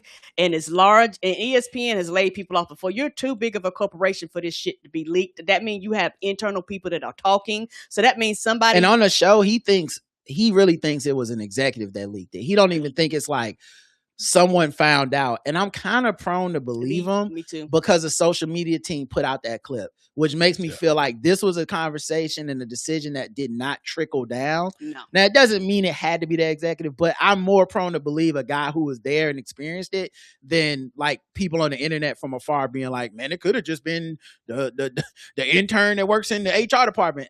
Nah, it sounds like somebody at the top, somebody that supports Pat McAfee and Stephen A. Smith, but then goes, fuck this guy, made a phone call. So yeah, you give it 100. What's your second score? Yeah, and for me, that's why I give it that score, because just how the way it was handled. And then I know this might sound wild. I'm giving it a second score, and my second score is a 0 because I'm like, you'll be okay. Not trying to be funny. It's like, not to sound mean or cruel, but it's like you're on TV, you're established. So it's not like you're going quote unquote directly to the poorhouse, if that makes sense. Yeah, he brings up that he is glad for the pivot, and that he, you know, he's like, I feel worse for obviously there's way more people who are closer to the, you know, to like the bottom, right, who are laid off that Yeah, don't laid have off, my yeah. name, and it's way worse for them. So like he does bring that up, and that's why that's why I was kind of Yeah. mixing. That's why I wanted to give it two distinctly different scores. Brandon, what would you score it? Yeah, I'm gonna split that. I'm gonna go with 50 just because it's indicative of an industry that's becoming more and more conservative and just completely phasing out any semblance of diversity in both representation and both thought. It's so glaring. It's not even funny. That's why the Paramount pause with Warner Brothers, I breathe like a little bit of a relief on that because I'm like I hope that would have don't gotten go through. really really bad on a plethora for a plethora of reasons. But at the same time, to Karen's point, like he's going to be okay. He has another platform already set, right? He just has to parlay that to be more like to monetize a little bit more, probably. And not everybody has that pivot. Not everyone has the opportunity to do that, especially in an industry that's constantly contracting and getting smaller and smaller. But it's just indicative again of that lack of diverse voices, and that's why independent media is so popular now because these white executives making these decisions are so narrow-minded and so afraid of this administration that's going to be. It makes it feel like everyone knows something we don't, which is that these fuckers are not going to try to leave because in 2 years they're all gone. And if the pendulum swings the way that history shows, the Democrats are going to be on their ass for all the compromises and backbending they've done. Right? So I think also it's crazy to me. Because people, I do hear that a lot, and look, I could be wrong, but I personally don't think they're afraid.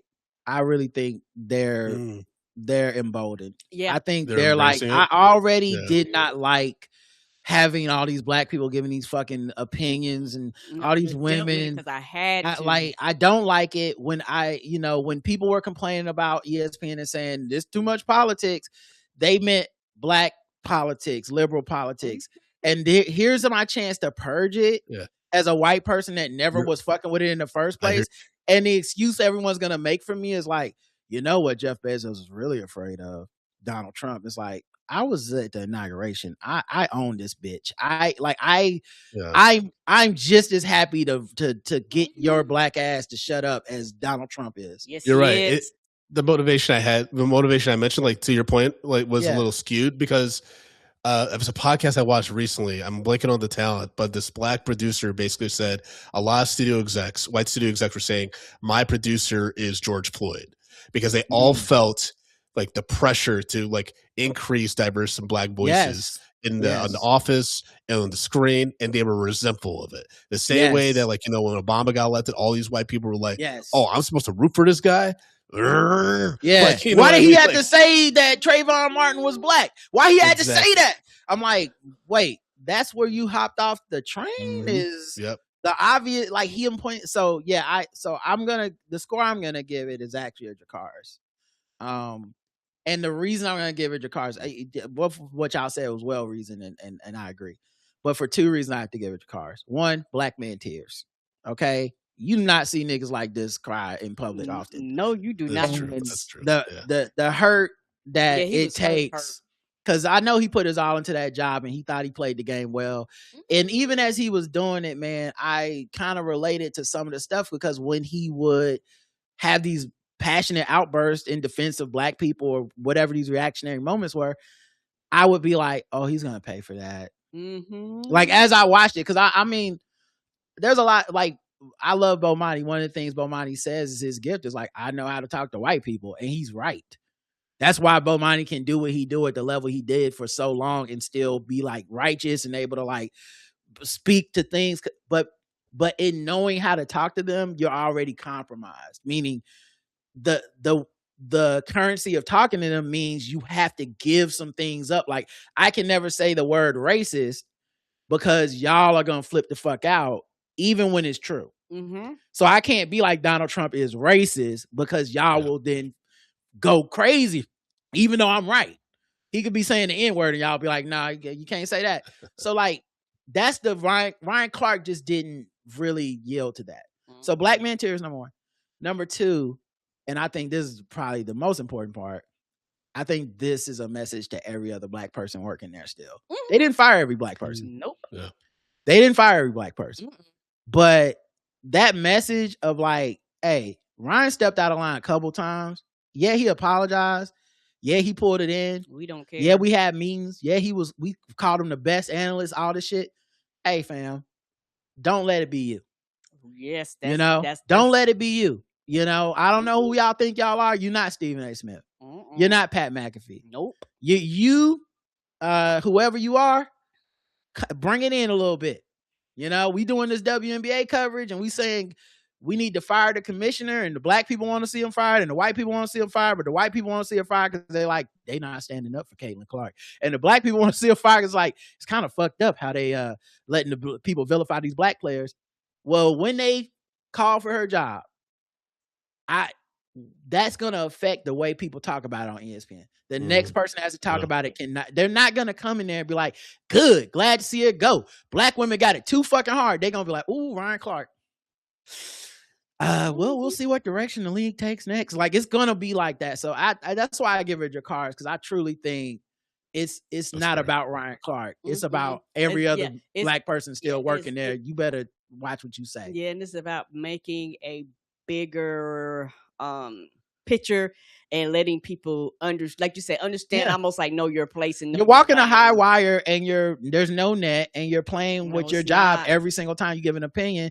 And certain opinions you're allowed to have and not pay as much a penalty. Like, you'll pay a penalty with black people, but a lot of black people don't like shit Stephen A. Smith says all the time. But that ain't really gonna stop the people in the offices above Stephen A. Smith. They're gonna give him a new contract. They don't care about that. So all right, let's move into the last thing. Let's do some guest the race, guys. Let me pull out my guest the race music. Now that we've talked about racism, it's time to practice a little bit of racism of our own, guys. My favorite thing.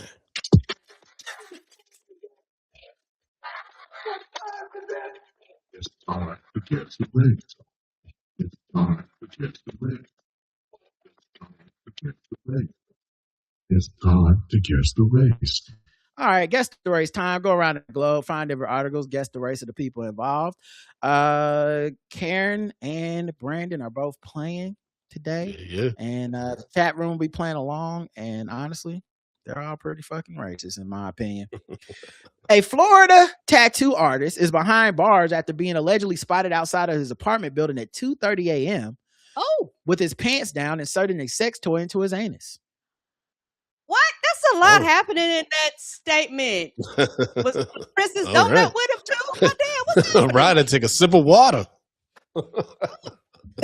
Jonathan Nemeth, 44, was arrested for indecent exposure earlier yesterday morning and booked in the county jail on a misdemeanor rap.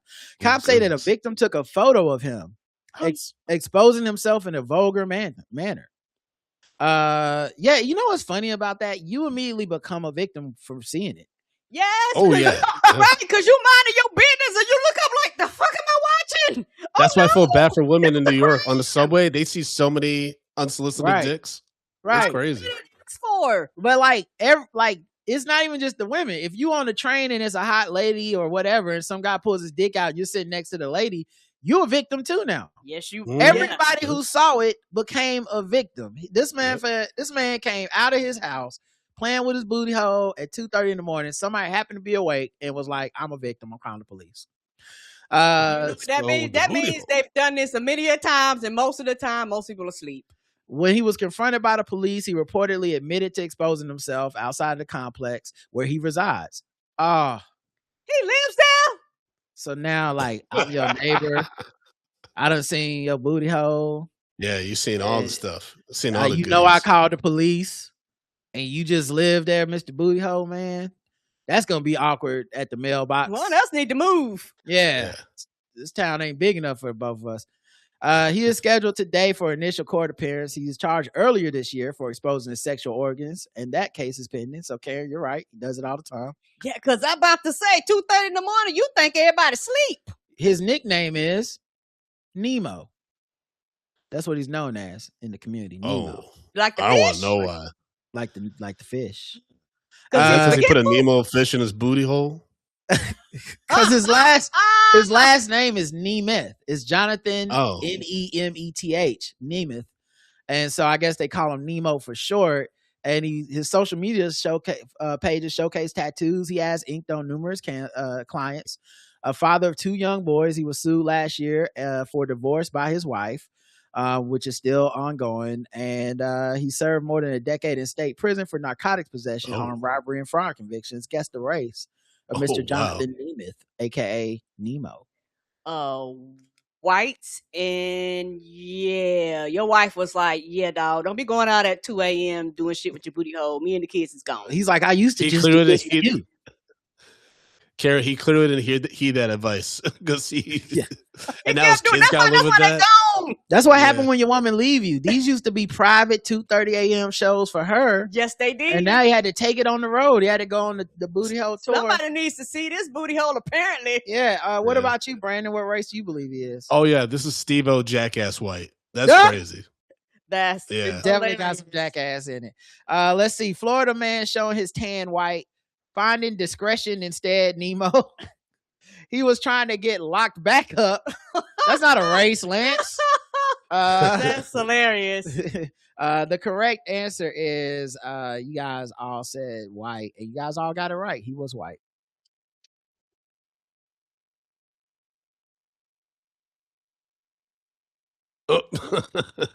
Not what I had envisioned, but it makes sense.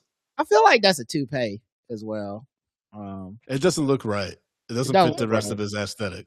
Don't look right. No, because normally if it's salt and pepper on the beard, no salt and pepper up top too, ain't it? Yeah, aesthetic. I see what you said there, aesthetic. I get it. Let's go to another one. Let's see. How about I'll scroll down and find an old one.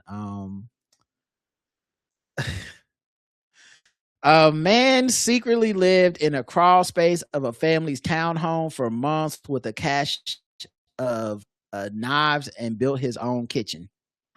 The crawl space up underneath the house, you mean that low area this out there with the dirt and the rats and the snakes be at? An Oregon man lived out for almost 3 months in a crawl space under a family's townhome with a sword and multiple knives after he snuck in under the cover of darkness. Biniam is so it's spelled like Benjamin, except it's an I where the J is. So I guess it's Benjamin. Benjamin Bakur, 41, was convicted of burglary in Clackamas County jury by a Clackamas County jury on Tuesday and sentenced to 36 months in prison. He constructed an elaborate living space inside the family's crawl space last year, complete with lights, a kitchen, and a gaming area. Damn, this is in they power, electricity, they Wi-Fi. Yeah. Damn. Did it have running water too? It's surrounded by swords and knives. What the fuck is going on? Whose PlayStation is on the Wi-Fi? That's what I want to know. They was like, who is Benjamin 79? I'm trying to stream, but it keeps buffering. Who keeps playing Roof Band, the Shannon Tatum movie, in the walls? Yeah. Baby, you hear that? I feel like I just heard a movie from downstairs. You smell that? Is you cooking chicken? I'm not cooking chicken. He would come home and go with the family living above He would come and go while the family living above him, a married couple and their young daughter, were completely unaware of his presence. Under the cover of darkness, the defendant snuck into the crawl space of his family's home, moved in his belongings, including multiple televisions, gaming consoles, cooking burners. He even hung string lights, racking up the electricity usage while the family unknowingly footed the bill. That is crazy. That would make your power bill spike. Child, they turned off everything. They was like, bitch, why is the power still going? They blaming the poor baby. Shit. Yeah, that poor my bill baby. Skyrocketed like that. Right. Close that goddamn screen door. Like, my mom, I did close it. Turn off your my mama, my phone is off. What is we doing here? Turn the thermostat up to 89. Yes. Oh, God. He probably was freaking out. He's like, we go to the pole house. We don't even know why. Why is the power bill over $200? What is y'all doing? He's yelling at the kids. Right. The kids are like, we're not even using the money. Like, shut up. I know you are. They were actually telling the truth this time. The wife's going to divorce him. Right. For 2.5 months, he was a roommate the family never knew they had. The secret unraveled after a neighbor noticed him entering the crawl space and called the police. A witness reported seeing the man, who was not known to live in the complex, parking his car, walking to the back of one of the buildings. in September 2025. The witness also noticed the door to the crawl space was open and a light was coming from the inside. The door then closed. Shout out to nosy neighbors. Nosy neighbors find the people jack off. I always say and they find the people sneaking in crawl spaces. I always say people sleep on nosy neighbors, man. Every time I see a murder documentary, nosy neighbors come through. They always be the one to be like, I remember it was October 15th, and I saw Brandon slam the door, and he said, I kill everyone in this motherfucker. And I wrote it in my journal, and I went to sleep. But it was October 15th. It was 10 p.m. I remember because Matlock had just went off. Like, they be knowing shit. And they be solving the murder. You be like, damn, you know what? Wouldn't have found out if they wasn't all in my business. Speak to your neighbors, people. After contacting the owner, deputies were told that nobody was supposed to be down there, that they shouldn't be any lights inside. The owner also reported that they heard strange noises coming from the crawl space before. Yeah, because he got comfortable. If he was leaving doors open and lights on, after 3 months, he was in there just with his legs up. Yeah, right. And not so funny, you might think it's an animal, because after a while, I'd have been like, is that animal? I'd try to call somebody to investigate. The people click on them. Did you hear Animal playing Grand Theft Auto this morning? Right. I think that dog's down there. But what was he cooking? And how did he get food in there? I'll tell you what he was cooking. Okay. Police found a sword, multiple knives, and a pipe with methamphetamine residue in it. So I think it was cooking meth. Just cooking meth. That's his diet. Well, I guess that was the meal. He pleaded guilty. No. He was probably doing some fucking parasite shit, creeping out the kids. He's probably mumbling to himself in the crawl space. Kids are like hearing like ghoul voices and shit. Right. Oh no. What if the kids saw him and then nobody would believe it because you're a kid? Just eyes popping up. I bet you them kids was like, Daddy, I think somebody, you know how kids say somebody ain't the bed and you just blow them off? Who using all the electricity? The man downstairs? Ain't no man downstairs. Yes. Daddy, there is a man downstairs here in the basement. We ain't in the basement. He was found to have a criminal history going back. Babies. True. He was found to have a criminal history. To take them babies to Disney World or something. Y'all got to make it up to them. Because them babies got you got to do something man. nice. I'm so sorry, Johnny. We got to go to the beach or something. Let me hug you. I'm not gonna let go. I trust you. Johnny. Please, don't let this shape the rest of your life. Have trust in people. I would be so mad as a kid, particularly you know it ain't you either, Daddy. I was telling the truth. That's the kind of shit that causes generational trauma for real, like because that's how you end up putting your parents in a home. Right, because they don't believe you. And you don't call them. Right. This a man downstairs. I'm sure it is, Mama, but you never believed me. He pleaded guilty. He pleaded guilty to possession of meth. He was found to have a criminal history going back more than 20 years. Prior convictions for burglary, drug possession, and theft. The jury deliberated for approximately 20 minutes before finding 20 minutes. God damn. I knew it was him. He did this shit. Break. Why even have a trial? 20 minutes? Because they probably meeting on the spot. They probably testified. The cops on the stand testifying like, "Yeah, we found this. He was making crack. He was very friendly." And then the guy's just in the chair like, "Yeah," like he just nodding at the jury like, "Yeah." Can y'all believe it? Y'all know what? They went back there. They looked at each other. Guilty, right? Guilty? No. Guilty? Okay. They didn't even order lunch. We'll just eat snacks and drink tea. They had this answer in 5 minutes. They just let it drag. That's not enough time to order lunch. Like normally for a jury, they be like, well, let's get everybody order for Taco Bell and we'll bring it in. Like, nah. We know. We know. I want to be back at the house by noon. I know his lawyer was like, when they was like knocking on the door, like, already? What? They're like, they ready to deliver the verdict. Fuck. It's like Simpsons comical bad, like Lionel Lutz or whatever the fuck is his lawyer. Yeah. They're like, we found the defendant guilty. He's like, it happens every time. Yeah. Well, that makes sense. You did do it. That was we'd have a good case. To take a shower, and they was like, guilty. I told you setting up a hot plate on the desk of the court jury was not good. I told you not to do that. Oh man, what was the race, Karen? I'm going white, even though it's spelled wild. 20 years of this bullshit. All right, you in jail. Binyamin Bakor, I guess. And what about you? What do you think his race is, Brandon? oh yeah, this is Roofman White. This is crazy resilient because no person of color are going to deal with all of that and just be surrounded. Like the fact that he was surrounded by a sword and knives. Like, yeah, that's some wild crow shit going on. I'm definitely counting this as a sword ratchetness for today. I'm not even bringing up that segment. We're that's just gonna, nuts. Yeah. All right, let's check the chat room. You guys both went white. The chat room says Crawl Space Man coming to a theater near you white. Oh no. Yeah, only a white person get a movie made off of slumming in a Millennials R Us. That's why I never saw it. I'm gonna be honest with y'all. I know it happened in Charlotte. I don't give a fuck. I was like, this white man is some white privilege. He got a whole movie. Edward Scissorhands Pasty white, Sword Ratchet is white, and meth equal white. Methy Mouse Man white and Booty Hole Man Friend white. The correct answer is white.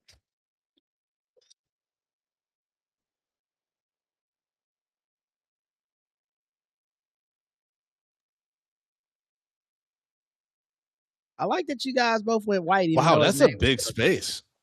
Yeah, I mean, that's a really big space, actually. He was kind of living. Yeah. You know what I mean? They never checked that area? That's a lot of open space. I bet the dad is like, man cave. Right? Yeah, he was like, one day that's what I'm gonna use. If you the dad, you be like, hold up, man, get the fuck out. But also, you kind of cooked with this one, buddy, and I don't mean meth. Okay, I'm gonna have to go ahead and move on in here. Yeah, we gonna have to make it with an air conditioned blow down in here and shit. Well, both of you guys are 2-0. Yeah, going into the final round. Okay, which is worth triple the racism and triple the points. So let's get to the last round.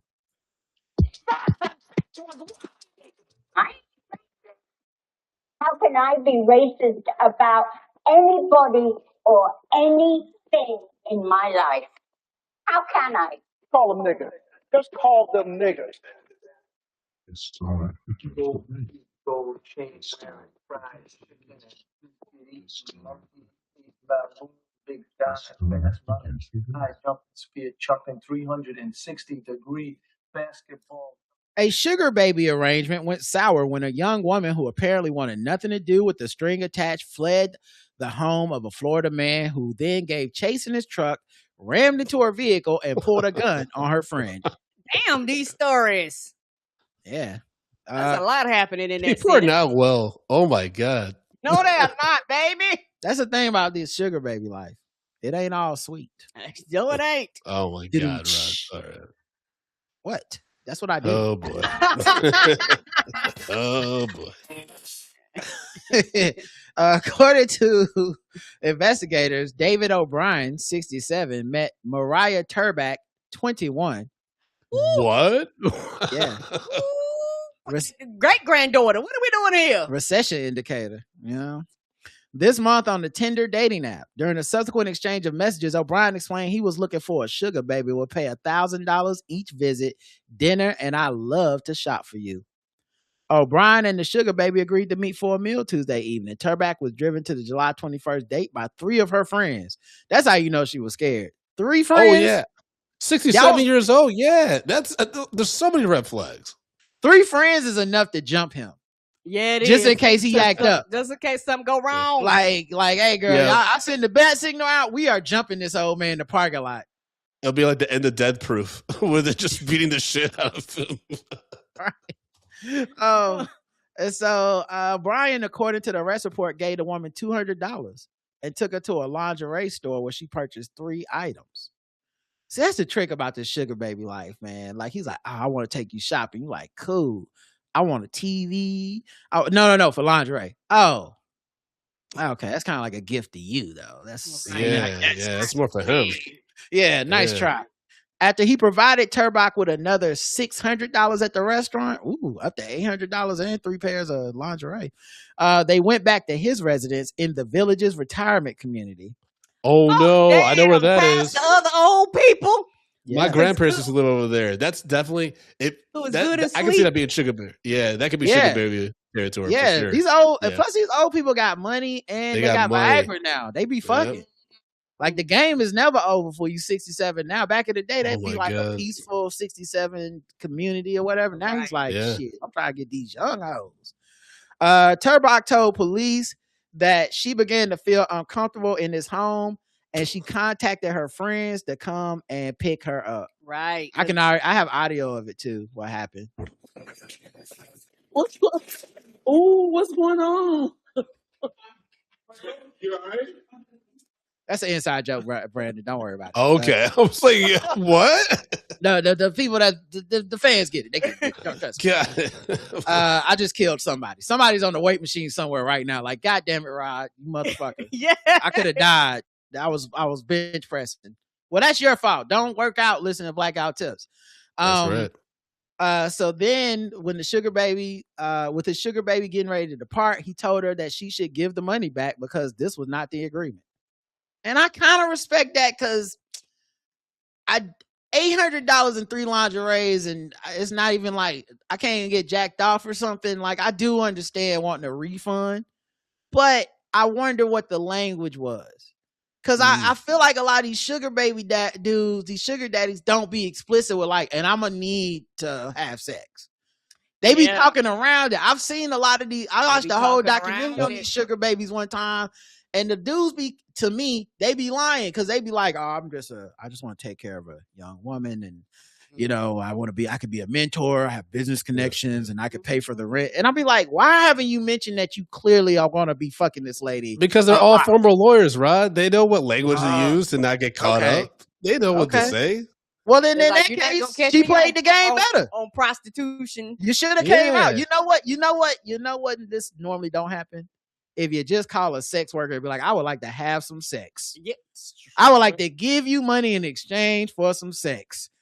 And then, you know, maybe the 90-day return, keep the receipt policy is a little different than the sugar baby where you like talk around it.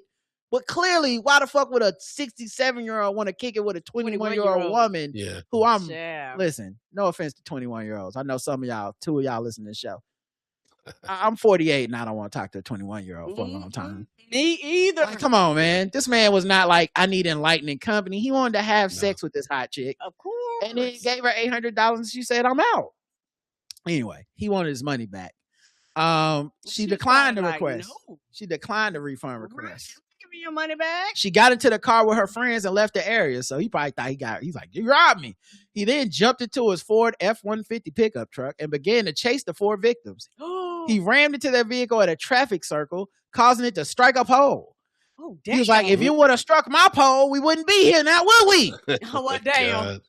He then allegedly came around again to hit the victim's car once more, causing it to become disabled. While Turbach and 2 of her friends fled, the 22-year-old male occupant of the car was he a friend or pimp? Was confronted by O'Brien, who allegedly pointed his .22 semi-automatic Ruger at him and told him, get on the ground, he would kill him. Yeah, he's like, hey, you a pimp named Get Back. It might have been the pimp. Yeah. Yeah. Mm-hmm. Eventually, O'Brien became distracted because he's 67, allowing the victim. How did he become distracted? Because he's 67. She pulled out one of the lingeries and he was like, oh, actually, oh shit, they got away. Allowing the victim who told cops he thought he was going to be shot to run away. The defendant then attempted to locate the other victims briefly until he heard law enforcement arriving. When deputies got to the scene, he was at his F-150 with the gun in his possession. Her and 3 of her friends reported they all stated that they were in fear for their lives. During questioning, he said the topic of sex first came up during dinner. I told you he got her out there in the false pretenses. More details of the arrangement were discussed with Turbach. Upon returning to his home, he began to massage Turbach's feet as she was on the phone the entire time. Yeah, calling the friends like, how close are y'all? How close are y'all? Ping my location. When the woman later announced she was going to call an Uber, he told cops he knew things were not going to go as planned and asked for his money back. After Turbach refused to return the cash and left in the car she arrived in, he said he knew he had been scammed and that angered him. He reportedly admitted to chasing the woman's car, but said he only grazed it from behind. Keep in mind, they told us the car is. Chad, we see this car in this pole and these 2 hits. What are you doing? They don't make them like Ford F-150s. They were like, mister, do you know it's a camera up here that recorded everything at this intersection? What are you doing? It was like that car in Motor City. Yeah, it was. It was like, they don't make them like this no more. You can run into a fire hydrant and the fire hydrant break, but the car be okay. Yeah, you might be dead. Yeah, you might ain't no safety seat belts, ain't no airbags. Like you gonna die, but your car gonna be 100% still a square. He admitted to chasing a woman's car, said he only grazed it from behind. As for pulling out his gun, he claimed that he thought Cherbach's car might have been stolen. And he was just trying to control the situation by brandishing the firearm. Sounds reasonable to me. You ever pull out a gun because you like, I think that car might be stolen. I just want to control the situation. You never done that, Ken? Okay, well, Brandon, surely you've seen a car. Oh, yeah, all the time, especially in Florida. I'd be like, hey, what's up, y'all? You got some trouble? Here's a gun in your face. Right. Sometimes I just pull up next to somebody and like, I'll be like, that don't look like your kind of car. I don't see some ID. After initially being read his rights, he told him this before reading his rights. Jesus. He's just talking. He must have wanted to go to jail. He told police of a prior sugar baby arrangement in another state that paid relationship that worked out perfectly. Then why the fuck are you in Florida, sir? Should have stayed with the sugar baby you had. Right. He was arrested on 5 felony charges: aggravated assault with a deadly weapon, 4 counts of aggravated battery. He is being held in lieu of $90,000 bond. Oh, that's way more than $800. In Sumter County Jail, Karen guessed the race of Mr. What is his first name? David O'Brien. Oh. Yeah, David O'Brien is white. He's 100% white. Okay. What about you, Brandon? Maggie Pussy Loving White. That's what he is. Some people are saying black, but I'm like, y'all don't know the villages. My grandparents were like pioneers in the villages, so there weren't that many black in the villages. The man from Drunk Black History would know the black history of that area, I believe. Ford Tough White. Bitch set me up, black. That's hilarious. White. F-150, the villages, the whites I don't like. And Lion Celtic White. Damn. He took that racism all the way back. The correct answer is white. Everyone who said white, you got it correct. And for the first time, got to boo somebody. Man, Mr. Span got it wrong. Why he look like the dad from Coraline? I know it's very specific. Say that again. I'm sorry. He looked like the dad from Coraline. Oh, that is very specific. Yeah. He just needs the glasses. way your brain works. I don't know. I'll never understand it. That's why it's so fascinating to me. I don't even know how you saw that, but it's not wrong. I'll tell you that much. Brandon, it's always a pleasure to kick it with you, brother.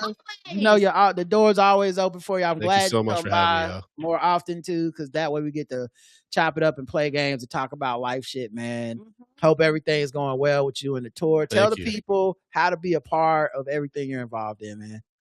Yeah, just follow me on Instagram at Frodo_Blackens, FrodoBlackens.com. I got all kinds of shows coming up. Obviously, Drunk Black History with shows in Philly, New Orleans, California, DC, Atlanta, Baltimore, Charlotte. So check all that out, FrodoBlackens.com or DrunkBlackHistory.com.